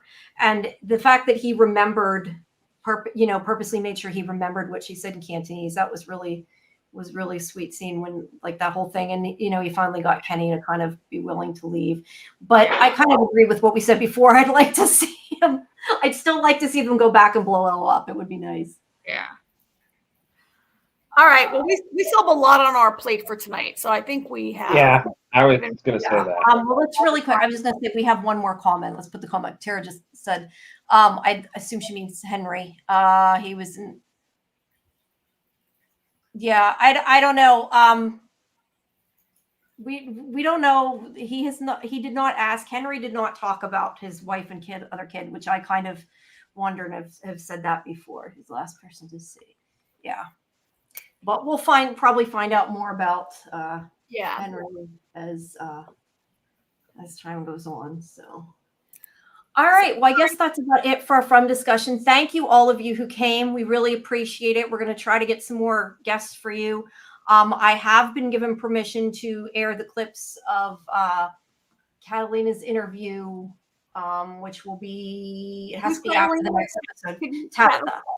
Yeah, actually, Robert Joy, who plays Henry, was supposed to be there as well, but he had to cancel, so it was only with her. But I will be playing pieces of that next week. We'll put on, but we're gonna try to get more from stuff. But we appreciate y'all coming, listening. We invite you to hang around while we talk about the other shows that we cover each week. But thank you everybody for coming. So I know y'all joined after I posted everywhere again. I spammed all the from groups, and thank you for the people that are saying they subscribe. Thank you, appreciate the subscriptions, definitely appreciate it. And we're here every week, so come back next week, whether we have a guest or not. We're still going to talk about from. So okay, great. So thanks everybody. The ARC crew has been waiting to talk about the ARC patiently. Yes. Yeah. Thank you for waiting. We appreciate it. I'm posting on Twitter, so X. I still call it Twitter. I've given up trying to call it X because I still say Twitter. Twitter. Yeah. This was episode 11? Yes, 11. 11. Yeah. Please go to 11. And so this is an episode about someone is blackmailing Felix and others to sabotage the ship, really to kill Trust. Through the whole episode, I wasn't really sure what the end game was, and the end game was to kill Trust, which makes me think that maybe Dr. Maddox is behind it. Who wants to kill Trust more than her, right? That's a good point. Yeah. I have a feeling there's a list. You're not wrong. There probably is. You know what? Actually, the one thing about the episode that annoyed me was that it took them so long to realize that Trust was the original target. Yeah. That bothered me, that they were like, oh, who would try to kill Alicia? I'm like, she was covering for Trust, people. Yeah. Yeah, she was at that. I didn't save that photograph, but she was at that She was at that that console when the console blows out and she gets burnt by radiation or whatever. Her and this other girl, right? And it turns out that there's there's this other woman, Monica, was that her name? A red shirty woman who was also being compelled to do stuff, right? So Maya, I think. Not Maya, Monica. yeah. Yeah, Maya. Yeah, I mean, there's a lot of we have I don't know, Papa Socks is new with us, but Papa was really surprised that they even got Felix to feed into the threats since he's a company man. I mean, yeah, it was using his daughter who, so do we believe that's really his daughter? Maybe. Felix believes it, right? I will say I like how he was trying to get Garnett to realize that he's finally using Morse code or whatever. I thought that was pretty smart. AJ, you know Morse code, right? Did you notice that it was Morse code? I mean, I figured. I assume. Oh yeah, right away. I was gonna say I assume it was. I don't know. I immediately. But I didn't. Always giving code. Felix is so smart. I didn't count to see if I could see SOS, but yeah, he's trying to give the clue that he's being. I mean, so they had cameras everywhere and they had microphones everywhere, right? It was like being in a casino where they can apparently the ARC is it's the ARC 3 bridge. And so the later ARC had all these cameras that ARC 1 maybe wouldn't have, or only it's only the bridge, right? And unfortunately for Felix, he's apparently always on the bridge, and they can actually. But when he tried to not do the transistors the way they told him, they saw that it's not the bridge. It's but he definitely tried. At least I thought he did. I took it that he was trying to tell Ian too. He was kind of giving Ian looks look at it, something's wrong with it. Did you feel that way? Because whenever he came in, I kind of thought he acted weird on purpose because he was trying to get him to get it without saying it. I don't know. He's a little weird. That guy. Anyway, he's a little. He's not weird. He's a little stiff, Felix, right? Yeah, that's a fair way to put it. And Papa Socks is saying that Lane would have figured out the SOS, and you're probably right. I kept Probably right. Rest in peace, Lane. Rest in peace. Oh, and speaking of, for the people who don't know, I also forgot to mention this. I should mention this while we're here. I talked to Dean Devlin and Jonathan Glasner yesterday. So that interview will be up on SciFivision.com tomorrow. And we can play a clip of that too. I think I have to double check, but I think we can here next week. But talked about that and about the whole idea of removing Lane and adding Ian and why and all that. So sorry, I just wanted to throw that out there because you said that. I forgot about it. Sure. Do you guys think these two? We had our two like super sleuths working together reluctantly. Boy, that hoodie is ugly, isn't it? Do you think these two are gonna? That was a random comment.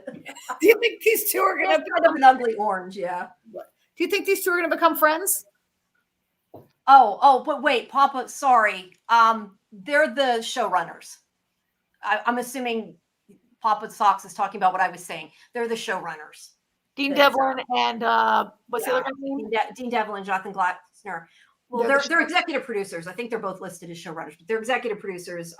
And also Jonathan Glasner directed the finale, which is why this will not go up until after the finale, because I talked about the finale. But there's also, though, if you want to check out, for people who are listening, if you go into our live tab on Sci-Fi Vision on YouTube, we interviewed these two actors right there about the show before on our podcast. So you can go back to and also watch that. About 3 weeks ago, yeah. And, we need to. All right, we need to keep moving our show along. Down what day it is, make it easier for people to find. But anyway, So it's there. It's let me ask this question. August 27th. Sorry, go ahead. What do you guys think about? Sorry, the whole Ian and Garnett thing. Like she basically tries to brush it off as much as she can, but then at one point she's finally like, it kind of explains herself a little bit. She's like, it's hard. It's it's hard to wrap my head around because it was still just a dream. What do you guys think about that with the end game? Like, do you think it's going to be? I personally, I don't think they're going to end up coupling up. I think it's going to be something that they deal with over the course of a couple episodes, and in the end, they're just going to be friends. AJ, you're making me think now of the scene, one of the scenes that Bryce and Ian have together, where they're talking about how Lane likes jazz. Ian likes jazz and Lane never liked it. And Ian says, see, we're not at all the same. We have different lives. And Bryce says, oh, well, I kind of, for what it's worth, I like jazz. And you're making me think of that. Like, he's pointing out we're not the same person. So like, you're making me think of that. And I'm like agreeing with you. He's not the same guy. And maybe she's not going to be in love with him. And she can separate the dream from, we've all had weird dreams where we're married to some random person and we don't, I'll say the same thing I said last time. I think it depends how long it felt like the dream really lasted. If part of her does remember it being years and years and years, I would hope just personally that it means more to her than the way she's acting. But I think maybe she sees both points of view. I don't know. Like maybe it feels long, but it doesn't feel long. That's neither here nor there, but that's what I hope, I guess. Yeah. Sometimes a dream feels long while you're in it and then you wake up and you're like, well, I was, it wasn't, I was not asleep for that. That's true. I don't know that my dreams feel like years, but at least you hope it doesn't, right? I don't think they're going to get to, I'm with AJ. I don't think they're going to get together romantically, but maybe they will be friends. I think Papa Socks agrees with you, said that Should Have Been You was a perfect title and that they don't have any chemistry yet. Yeah, I don't know. I feel like, and again, I tend to be a shipper. You guys haven't listed our shows. I tend to always be a shipper. I feel like it was a way to get them to have that time together so we don't feel cheated that they didn't get to know each other at all. Whether that will result in anything down the road, I don't know. But I kind of feel like it has the potential now because like Ark is saying, it was a lifetime. Yeah, I feel like they spent decades together.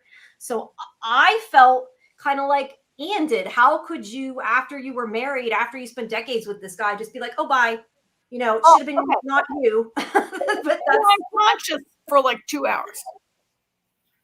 Sorry, what? You were unconscious for like 2 hours, so it felt like decades, right? Yeah. But they didn't literally live like. Yeah, that's like, why I said it's kind of both in there in that time, right? Like they weren't in an alternate dimension that they lived, that where time passed more quickly. It was in their mind.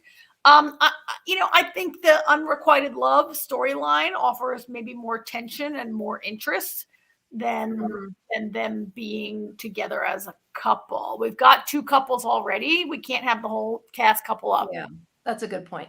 But Papa Sox is saying maybe would appreciate the dream more if she had been honest.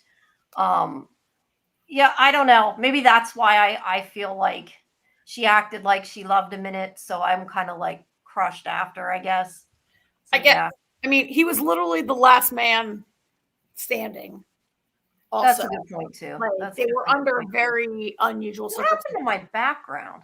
That's there true. We go. My background back. I took it away because when the picture is too small. Oh, okay. It doesn't really work. I get that. That's true. I'm with AJ. I think, I don't know if we have other shippers out here who are hoping, besides Jamie, you do ship a lot, but I think we always kind of disagree. We're always on the opposite side with the shipper stuff. So I'm not surprised you guys feel that way. We also have like 2 couples already among the main cast. I'm not interested in. Yeah, no, you're right. There is a lot of coupling going on. And who knows who they're going to meet on Trappist or among the EF, right? Like, but that unrequited could be good. One other little thing happened. Kelly had much more opportunity to show her like stone, like that. This character only gets to make one expression, which is pissed off. And this week she's pissed off at the doctor because he never shared that he had a brain implant. I'm kind of with Kelly on this one. Dr. Friendly is like, oh, well, it doesn't really matter. Dr. Friendly. I'm sorry. Now you got me thinking about Lost again. You just made me laugh. Sorry. Right? Like, is anybody with Kelly on this one? Like, I hate Kelly and I'm never with Kelly, but I'm with Kelly on this one. Yeah. Like, he never mentioned that he had a brain implant. Yeah, I think he should have told her. I'm with her there too. I think it would have helped her, and I think he should have told her. I mean, I understand why he didn't, but I definitely think he should have. Well, how many times will that wedding dress be used? Oh yeah, the wedding dress again, hanging in the locker. And they can all wear the wedding dress for their weddings. Yeah, I mean, I think she, because Kelly's struggling with these implants.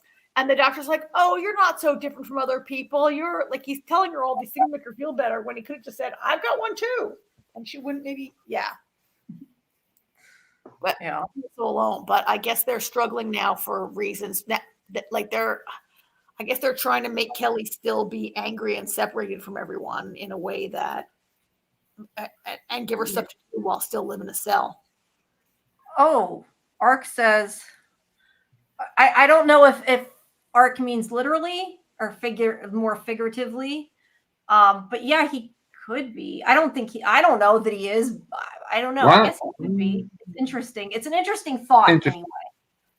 But I thought at first she meant that he's like her father, but I think she meant literally. I don't know. Well, she's right. Maddox does lie. So yeah, I guess he could be. That would make sense, but we don't know. Maybe we'll find out. Max had Kelly's father killed, but maybe he wasn't really her father. Like Kelly remembers him raising her, but secretly all along, Marsh was her father. Maybe. Yeah, could have been. Yeah. She meant literally. And Paul was saying just doesn't want Kelly to mess up the dynamics. I don't think that's gonna affect any of that. I'm not sure. Like Kelly and Angus back together. Like I don't think. I think Angus is with what's her face now. I hate when I do that. I'm getting too old. I can't remember their damn names. But I guess Papa might mean like, would Kelly go after him again? Yeah, that storyline. At least I hope not anyway. I mean, we might be about to get a whole bunch of new people for next season. Yeah, which we hope we get a next season. I wish we knew if we were. Yeah. Because that hasn't been, I guess, decided yet. Yeah. This was Alicia. this was not my favorite episode. I feel like not a ton was going Not on. a lot happened there. No, but I think it's because it was a lead up. I mean, it's a lead up. Yeah, it was kind of our lead up to show that the people on the planet can't be trusted. Yeah. And the finale, they're gonna make it to Trappist. I guess we'll find out. Yeah. All right. Well, let's keep our oh yeah, I guess whatever chicks. Yeah. Let's keep we're behind schedule. So should we move on to another show where some more stuff happened? Yeah, what else did we watch? Agatha. For anybody, just to jump in a second, why we're taking a breathe, why we're breathing a second. For anybody who did miss my comment before, if you missed any of the interview, or you want to hear just us go on and talk from earlier, you can always stream these from the beginning, from any point on our YouTube page. I do need to, I think, take the interviews and put them separate up as videos, but for right now, if you do, you can go back and restream it. So. Sorry, go ahead. Didn't mean to cut you off. Oh, Electricon. Oh, Ark says Electricon might be making an announcement if we get it. Yeah. All I know is as of yesterday, I was told they didn't know. Now, a lot of times I think they know and they say they don't know. So whether that's true or not, I don't know. But I was told. I have no idea. Are you speaking English? What's Electricon? Oh, I guess not everybody knows that. It's the convention that's for I think that I don't know if the company's called Electric. I guess the company's probably called Electric. Anyway, that is for like leverage and like brands. I think it must be to do with. The point is, it's for art. But anyway, a lot of them are going to be there. I think so. Ian's definitely going to be there. I'm pretty sure. Him and Christian are going to be there. Art will tell me if I'm wrong. I'm sure. Okay. Thank you, Papa Socks. Thanks for coming. We appreciate it. All right, we're way behind. Let's keep our show moving along here. Yeah, yep. Okay, so what do we want to do Agatha or you want to do? Let's talk about Agatha All Along. We have two. Okay, and then we'll do Daryl next. I am not a huge fan of this show, I think, but let's talk about I really liked it. All Devlin Productions. Okay, that's an answer. All Devlin Productions is what the convention's for.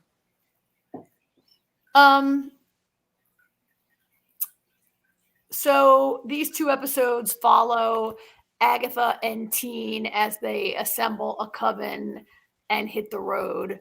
And then I was going to say, we're talking about episode 2 first, correct? And then we're going to go into episode 3 first. Yeah, we're going to go to episode 2 first. Yeah, because AJ wasn't here or hadn't watched it when we last time, so we can go really quick. But yeah, the whole episode is kind of about collecting everybody to go on Witch's Road. Sort of the plot. Yeah. And so we meet a whole bunch of, they take that the list that they got from Patti LuPone last week, right? They got this, they went to Patti LuPone's house and she put together a list of all the witches that they need. Her skill is divination. And she gave Agatha the list of who she needs to collect for the coven. So how'd you guys like all these characters? I think it's a great cast. Yeah, I think it's a good cast. I think I misunderstood something though, because I thought she needed to gather each of these people in order to open the door to go to the road. So I was kind of like, this ain't going to work because obviously that human's there and I think was supposed to be her ex-girlfriend or whatever, and she didn't want to bring her. No. So I was a little confused. What? No, what happened, Jamie, was the list of witches. You need a blood witch, a divination witch, a potions witch, a green witch. And so one of the witches on the list is Rio. And I'm saying ex-girlfriend. I don't know if she is. I just assumed that. We don't know that. We don't know anything about it. That's just a theory. It's like a theory that's going around. No, I know. I don't know. Anyway, she needs to get Rio. She doesn't want to bring Rio, who tried to kill her. And so she just substitutes in Sharon. Right. Well, I mean, think about it. But there's a reason for her doing that, because she says somebody with a black heart, and we already know that there was a comment about Rio with a black heart, but her last name was Hart from WandaVision. Her last name was Hart in WandaVision. She's like the only reason it was black was because you used a black marker or a black pen, whatever. Yeah, that's right. I forgot about that. It She is a great substitutes her because she's quote unquote the Black Heart. Black Heart, yeah. We also met Jennifer Kale, is the potions witch who's on the way, and Alice Wu Gulliver is a blood witch, which means that she's the child of a full witch, a witch by blood. And then Teen, who's not really in the coven, but Teen is along for the ride also. He's the familiar. He's a familiar, but someone has put a spell on him so that every time he says his name, it doesn't come out. Which right? I think is going to play into something. Yeah. There's a lot of now, but go ahead. I'm I don't even know if this theory is online, but Artie and I talked about it, and we think that it could possibly be one of Wanda's kids.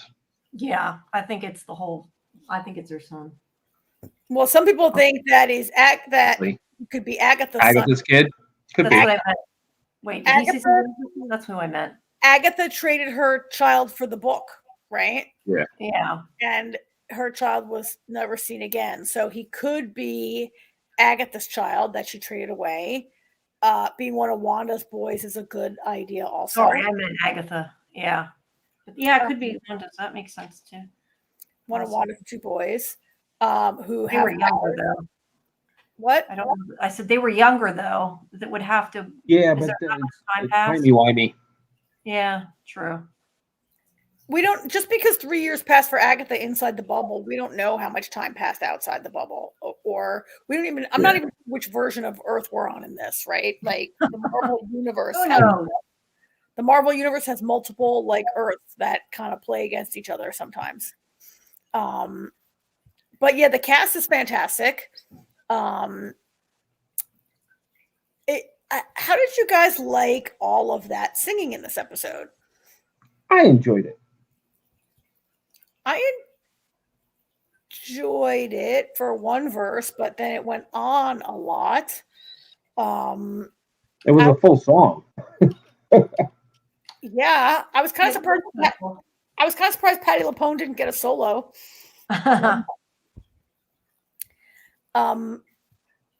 Yeah, it was a it went on a bit long for me. I don't know. This show, I'm very aware that I'm watching a Disney show. To me, this feels less like a Marvel show and more like a Disney show. It feels maybe geared more for, it's lighter.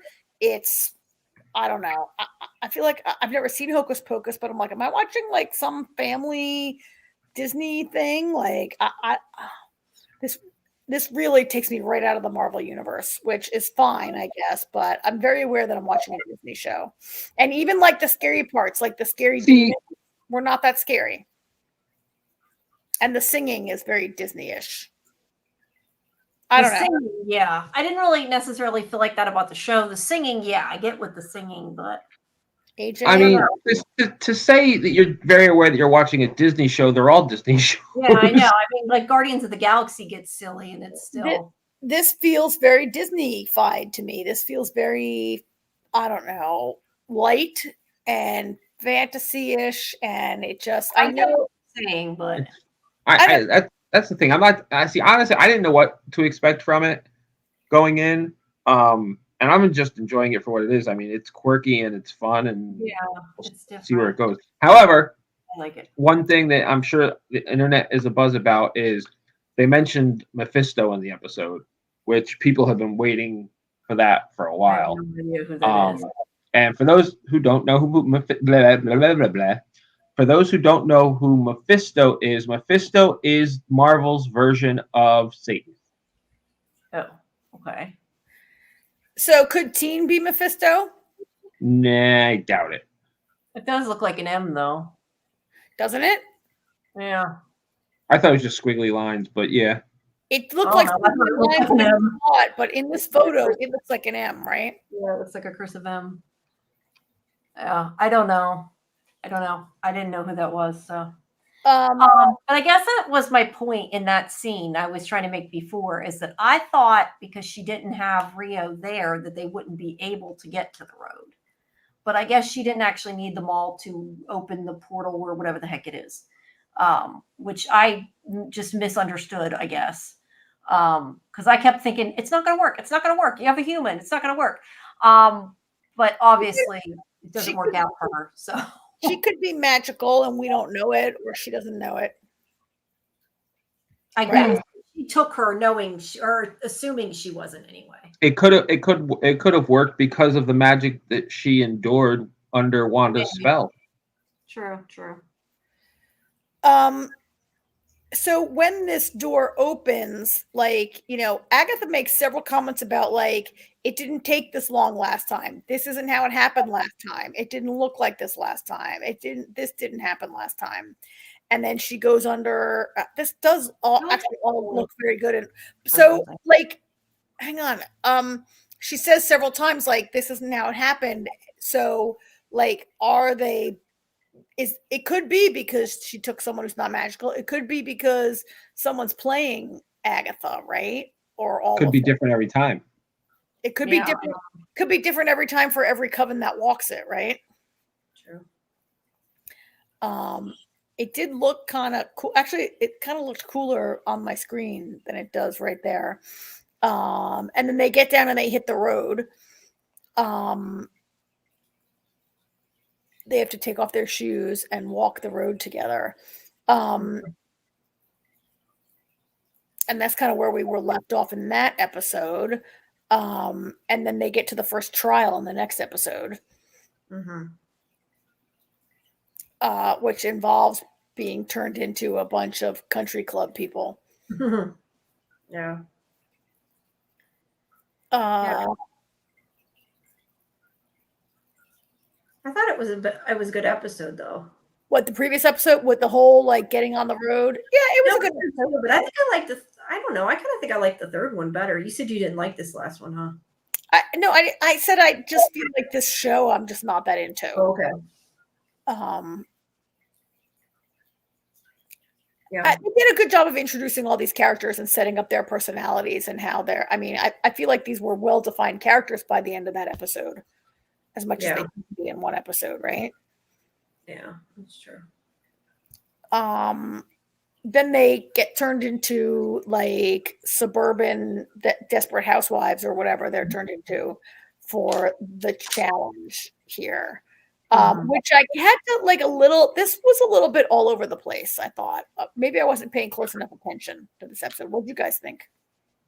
I don't know that I felt like it was all over. I like I said, I liked it. I mean, it was different. Really? I thought it was a lot like Alice in Wonderland. Yeah, that's fair. But I mean, I think it's all about, I don't know, testing. I mean, well, it's a trial, but I mean, I think it's about testing their different things that they struggle with, maybe, because I'm assuming this test seemed to mostly be for, I don't remember their names, the potion one. Sorry. Her name is Jennifer Kale. Yeah.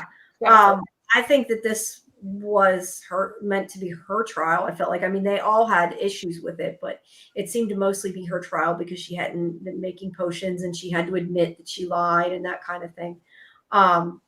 I don't know how Agatha thought that she could fake it and get around it, though. Yeah, that was work well. Oh yeah, because Agatha fakes it, but they all have a physical transformation, right? They all. Yeah, I will say that part was a little hokey. The transformation part. Karen talks about it being like Disney. That part to me was a little. That they're turned into like horrible, like plastic surgery. Yes. Yeah. I mean, because and Jennifer's job is not really about. She's like a wellness person, not like a plastic surgeon, right? Well, I think that I don't know. I didn't take that into consideration. I just thought it was a reaction to the poison. Well, I more meant but if you say the trial was about Jennifer, like, the poison. Yeah, but I meant like counteracting the poison, not necessarily the poison itself. Yeah, but the poison also, its effect is related to her also. Like, she's a beauty and wellness person. That's true. Although I don't really see any of these characters that being people that really struggle with their own personal appearance, but you're right. It was, she had to struggle. She had to make a potion to cure it. And then like they were searching the house for the ingredients, blah, blah, blah. I mean, And that's when she had to admit that she lied with the ingredients. And yeah, that she lied with the ingredients. And we had this thing where she sees the empty cradle, which is the huge thing of, right? yeah, they each hallucinated something. And in the end, it like explodes. I'd love to talk to somebody about making that scene, actually, if that's real water shooting on them. It was pretty cool. If that's a practical effect. So I don't know. How'd you guys? This is making me think there's going to be one trial for every witch, right? I mean, I totally think so. They said it. They said there's like every witch will have a trial, right? Yeah. Now, what happens if they get to Rio's trial and Rio isn't there? I don't know, or is she just not a part of it? I'm kind of curious about that. Because obviously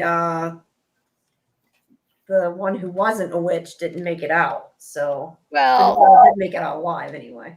Maybe not. Like we don't know that yet. I mean, they say she's dead, but like I'm not convinced that she's definitely really dead yet.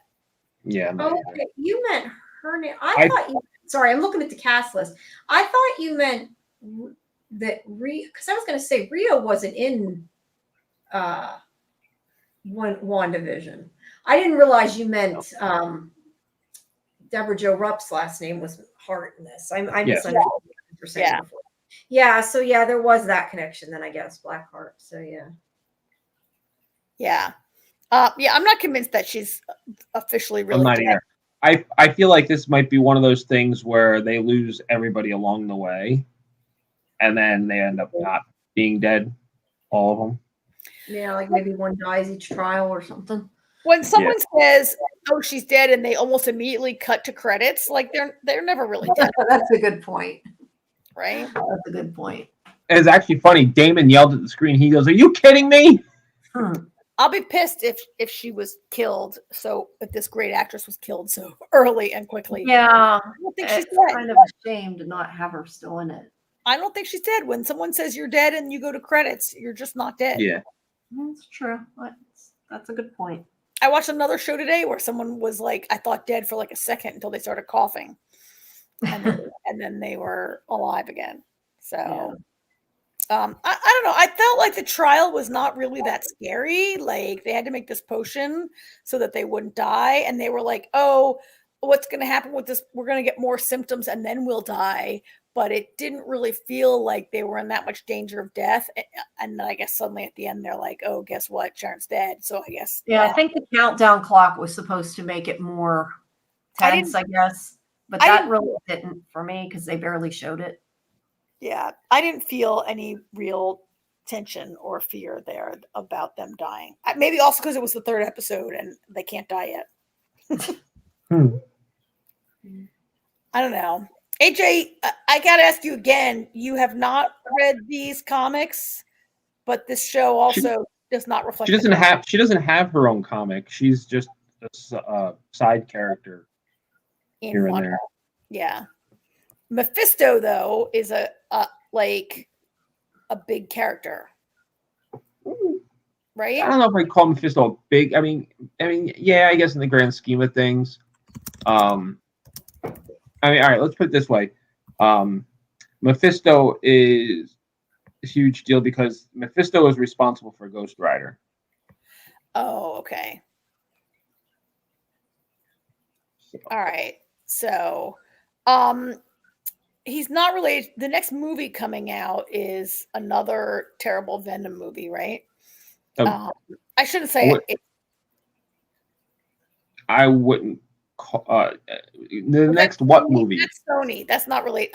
Yeah. Sometimes these shows lead into a Marvel movie, and that's where I was going with this. Like, what could this show be leading into? The next Marvel movie is. I don't think it's going to lead it. I don't think it's going to lead it into anything that's coming soon, because I believe the next Marvel movie is Fantastic Four. I could be wrong though. No, I'm sorry. The next Marvel movie is Captain America. Captain America: Brave New World. Then comes Thunderbolts. Then Fantastic Four. Yeah, I can't remember what. And then Blade. So yeah, okay. Not into anything. Yeah. This show is not leading into anything. At least not yet. Okay. So yeah, I'm just not feeling the show yet, but maybe it'll grab me more next week. Yeah. You enjoy? I think this is one of those times you just gotta enjoy what's on the screen and not think too much. It's just like I said, I didn't know what to expect from it, and it's quirky and it's fun, and that's all I'm expecting from it. Okay. Like this all up until I watched the first episode. Actually, I was kind of I was like, oh, Agatha comes out. I'm like, okay. And then I watched the first episode. I was like, well, this might be fun. It is a great cast. I mean, you're right there. It's a great cast, and I should be able to just enjoy them for being on my screen. Yeah, I don't know. I found it fun. I see what Karen's saying, but I've enjoyed it. Well, yeah, no, I'm enjoying it a lot, actually. I was one of the people that I was kind of over, and I said this last week, like I enjoyed WandaVision, and I think the whole changing genres was unique and it was different and it was cool they did it, but it started to annoy me at a certain point where I was over it. So I actually so far, I don't want to say I like this better than WandaVision because WandaVision was good, but I'm enjoying it. And I'm glad they didn't do what they did with WandaVision. Like I didn't want to see that again. So, yeah. Well, I turned it off and I put on The Old Man, which is about people imminently about to be killed by the Taliban. So, my taste maybe is a little darker this week than this show. So I watched The Old Man too. Quite darker. Yeah, it's so good. So good. Yes. Okay, well let's move on. Let's talk about Daryl. Right. Let's talk about Daryl Dixon and we can wrap our show up. Talk about something bad. Yeah. No, it was good. I like this. I think this series is a lot better than some of the other spinoffs. I don't think this one is as bad. I like this. Okay. I mean, it's still Walking Dead, but what it is beautiful because it's being shot on location. Yeah. They filmed in the Louvre this season too, which I don't think that was this episode, but no, it wasn't this episode. This episode is there are two. It was on Paramount. There are Arc two. saying that they got to get all 6 episodes dropped on Paramount. I didn't know it was on Paramount unless she means AMC Plus. I think Arc must mean AMC Plus. I think she means AMC Plus. Yeah, I didn't realize that. I didn't know it had dropped. But well, whatever. In this, I don't know if you've seen them all, Jamie, but this episode there are 2 things going on in this episode.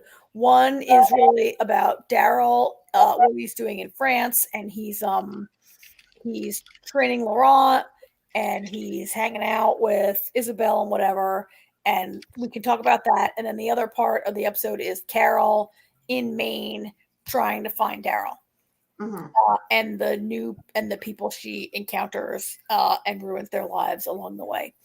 Yeah, I'll let you with the stuff that happens kind of go through it because I don't want to. All right. Well, so Daryl's hanging out in France and he's begun to train Laurent, who really needs it because he was like pretty. He's been. I think he's better though than the ones at the World Beyond were. Well, he's been even more sheltered, equally as sheltered as those children were. Yeah, he was, but I mean, at least he's learning to fight. He seems more adept than they were. I think. I feel like. I don't think so. He was maybe 3 minutes tops in this episode. And all we did have this thing where Daryl has rigged up these walkers. And all we saw was the kid fall down and be like, help, and then Daryl killed him. I guess that's true at this point, maybe not. But I guess too, having Daryl to teach you will probably pay off as opposed to I don't know. At any rate, it was kind of cool. This thing was kind of cool, right? Yeah, that was cool. It's like they're like on a leash kind of sort of. Yeah. And Laurent's supposed to try to kill them. I was kind of wondering at the beginning of the scene, Laurent, you don't see this contraption at first. You see Laurent fighting a couple zombies, and like the zombie, he tries to stab it, he fails, he falls on his ass. And I'm like, kid, why are you not backing up? You need to back up faster. He really wasn't like trying to escape in what I thought was a fast enough manner. And then they cut and you see that, Daryl kills it. And then you see that Daryl's rigged this cool thing up. Yeah.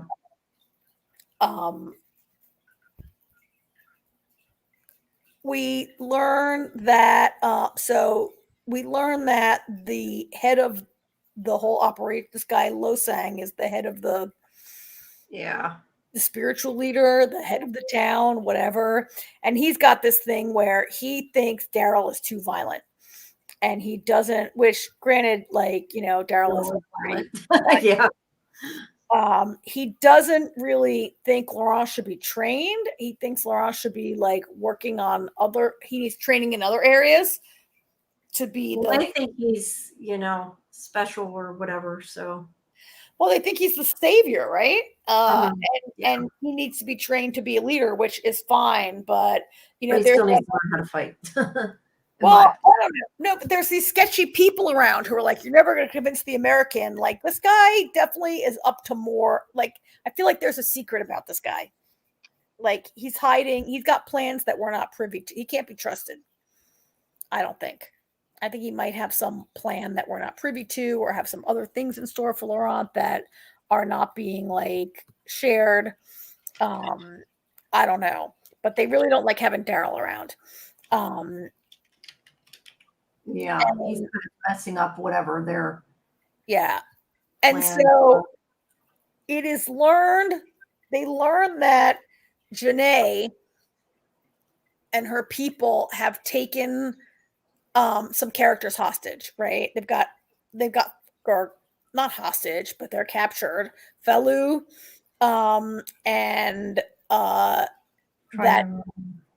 other guy. Okay, so I can't remember these people's names, and it doesn't really matter. But remember that girl who was Isabel's nun friend? Oh, yeah. She fell in love with a guy at the end of last season. It was that guy, yeah. So that guy and Felu are being held by Janae, and they got to break them loose. So there's a big shootout. And Daryl wants to go save them, and that guy's more worried about everything else than actually saving them. This guy's like, I'm sorry they're going to be tortured to death, but we got bigger plans here. And Daryl's like, screw that. Yeah, which I appreciated. I like that. He's like, hell no. I'm going to rescue them. And there's a big shootout, and he does rescue Felu, I think that's how you say it, and the other guy. And lo and behold, Janae comes on the scene, right? She's literally, which is kind of silly. I don't really believe that you'd send other people to do your dirty work. I agree with that.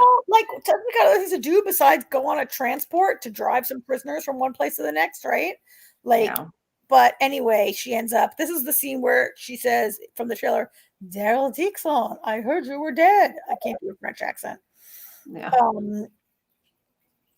Or not shoots at her. I forget what he does. He does something that he does. He's about to shoot her, but he takes too long to shoot her, and the bomb that didn't go off just blows up on her. Okay, so he didn't shoot her, but the bomb goes off and distracts him, and when he turns around, she got away. She ran away. Okay, that's it. Sorry, it's been a while. Okay. And also Ark is saying likes the Cherokee Rose on the table. Oh, yeah. Well, that's the whole other storyline is Carol, right? Yeah. Which, Carol's back. I mean, we knew she was going to be more in it, but yay. So Carol goes to Maine, and she's looking for Daryl, and I enjoyed all the Carol stuff, and I love how she came up on the these people, and she acts like she don't know what she's doing, and then she totally shoots that guy with the arrow, doesn't she? I'm trying to remember. She uses the Daryl's she shoots this guy in the foot with the arrow. But she acts like she does her I'm all weak and I don't know anything routine first, which is always fun. Yeah. These poor guys, they think I wouldn't say that they didn't treat her so badly. I mean, they're kind of so this guy was really not rude. This guy these He two were was. jerks, but I don't really think they treated her like a weak woman. I think they No, I mean, she was sort of acting like she didn't come. know, I don't know. She was still sort of pretending a bit to me. Not that she was acting like the, homebody one that she's done before, but I mean, she clearly was not showing all her cards when she came up. well, with she that. said, "I need someone to fix this motorcycle. Where's the guy that can fix a motorcycle?" She was right, but she Yeah. wasn't like. I mean, I think at this point in the apocalypse, any person who was still Yeah, alive, if she's alive, she's got to be good at what she does, but she acts like she doesn't know as much. I don't think she acted that. I personally do not think she acted that way in this scene. I don't mean, maybe I'm not explaining right. I'm not saying, like I said, I'm not saying that she's was pretending like, oh, I can't fight. I just meant that she definitely put on airs and didn't. Well, but then again, she didn't want to exactly say what she wanted per se either. She was acting. You're right. She was more just acting like, oh, I guess I'm kind of saying how she's like, oh, I need somebody to fix my motorcycle type of thing, because she knew, or she figured that they probably knew something, so she had to kind of lie to find out the truth. I guess is what I'm getting Yeah, at. you can't lie, right? I mean, everybody lies. So yeah. So anyway, when she really was lying was when, typical Walking Dead people, she shows up, meets a guy who has a perfectly good gig and a safe place to live, and within a day of meeting Carol, it's destroyed.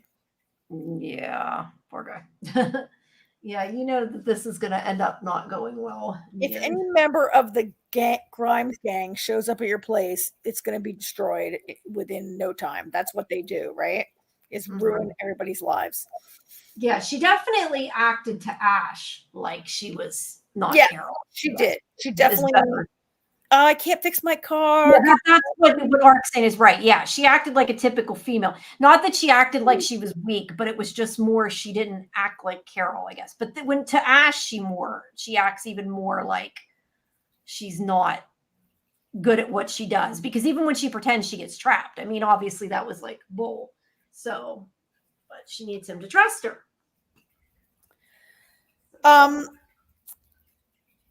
Yeah. So this poor guy, he's been, so I do think I'm a little, I don't know, this show, he's got a plane and he's got fuel for his plane. So it's not like jet fuel, but do planes take regular gas? Where's he getting it? He's living like out in the spinoff with Maggie and what's his name, Negan. Yeah, there's a place they make fuel. No, the fuel is being made from dead bodies. Dead zombies are releasing methane gas, right? And that's powering everything they need. Or they're not releasing methane. They're being melted down. Whatever. They're making. I forget. They're using the walkers for fuel. Yeah. Anyway. I don't know how this guy who lives in the middle of Nowheresville in Maine is everybody's now driving all around. Carol's driving a motorcycle. Nick, she's driving a car. These guys are fixing cars in a garage. You gotta let it go. I can't let it go. I can't let it go. I just laughed because he made methanol. Yeah. He did do something.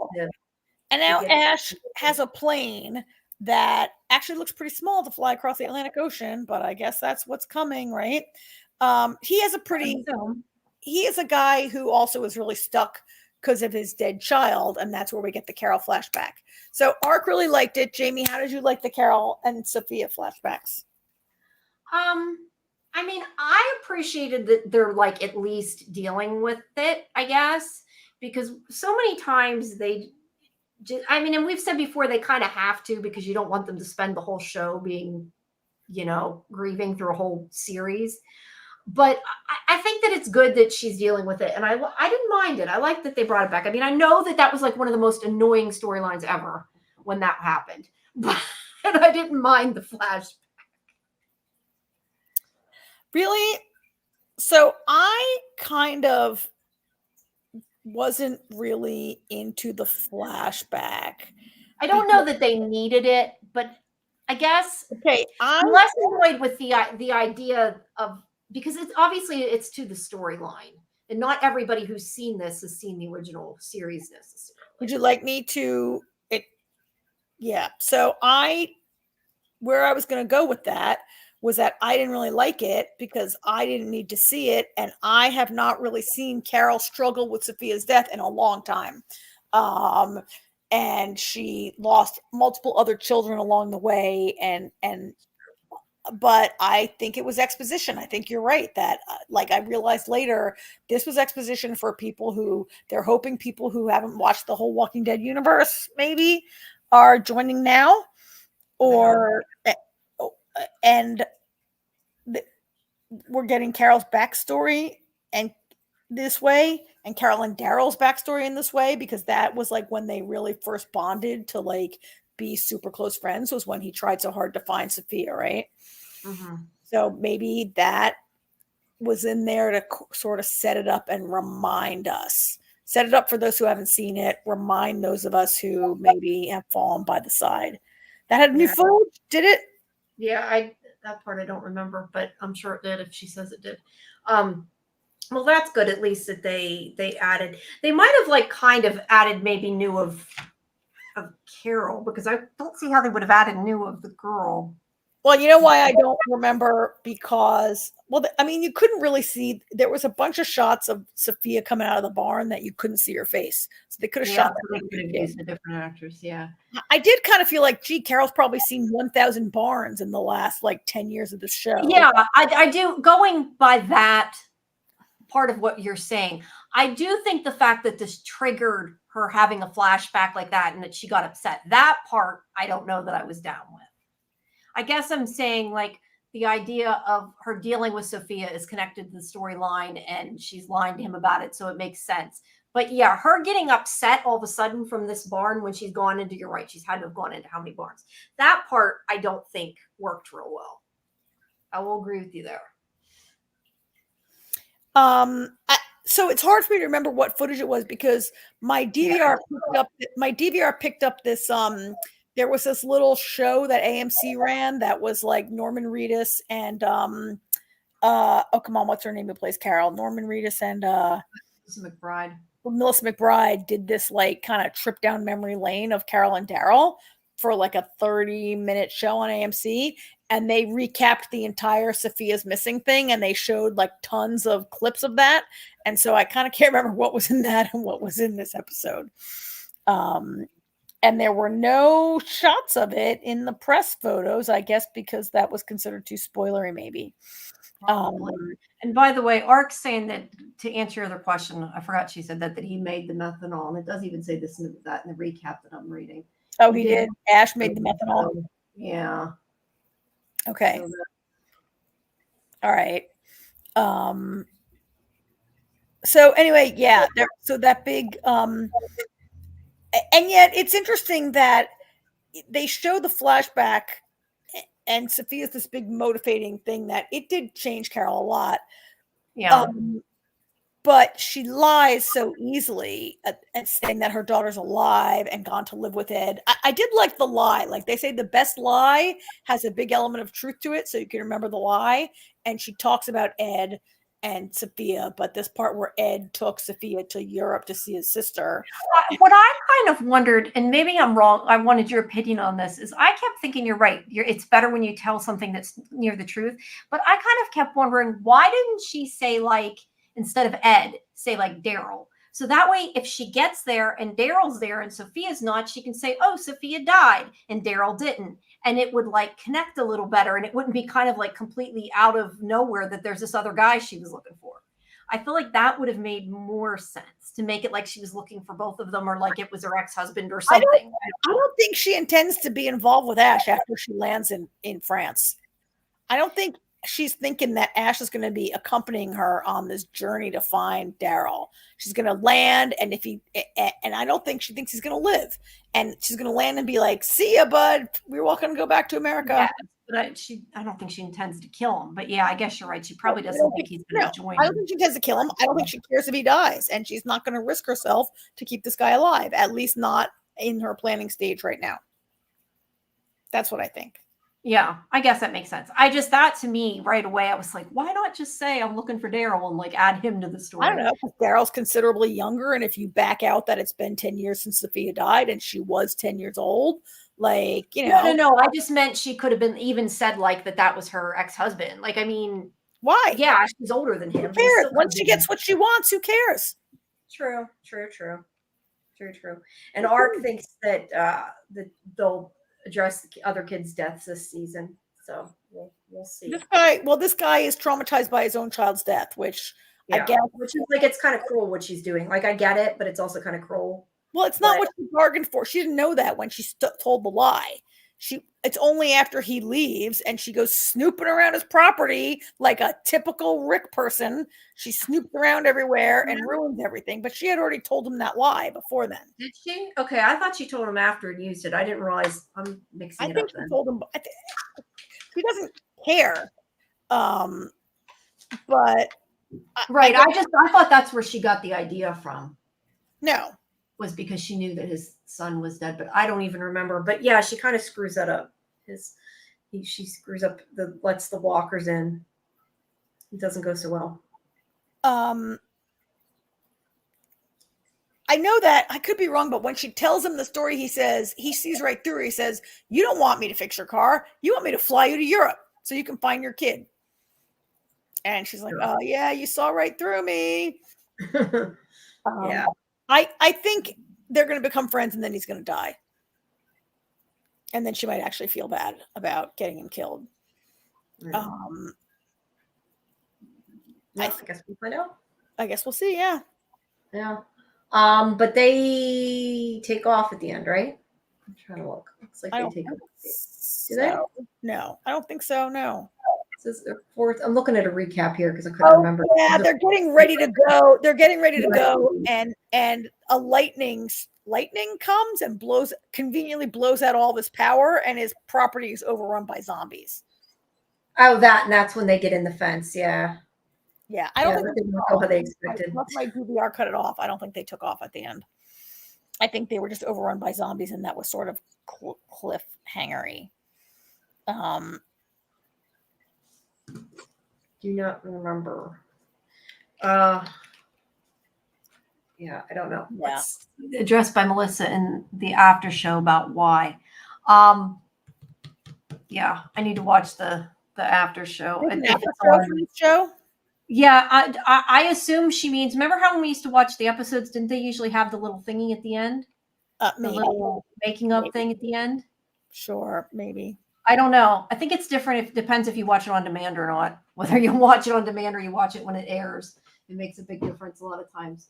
But anyway, if people want to check it out, I have the interviews up for this for the ones who play Laurent and Flu and Janae and Cadrone. Those are up at scifivision.com. Cool. So yeah. But Carol was afraid to fly. Was she afraid to fly? I don't know. I'm trying to remember. My brain isn't working right now. But yeah, I mean, I think it was an okay first episode. I enjoyed it, I think, more because Carol's back. I like Carol. I like them both. I mean, she's a badass. Yeah. I mean, I mostly want to see them reunite, obviously, and that's kind of the whole, I think, point we're assuming of this.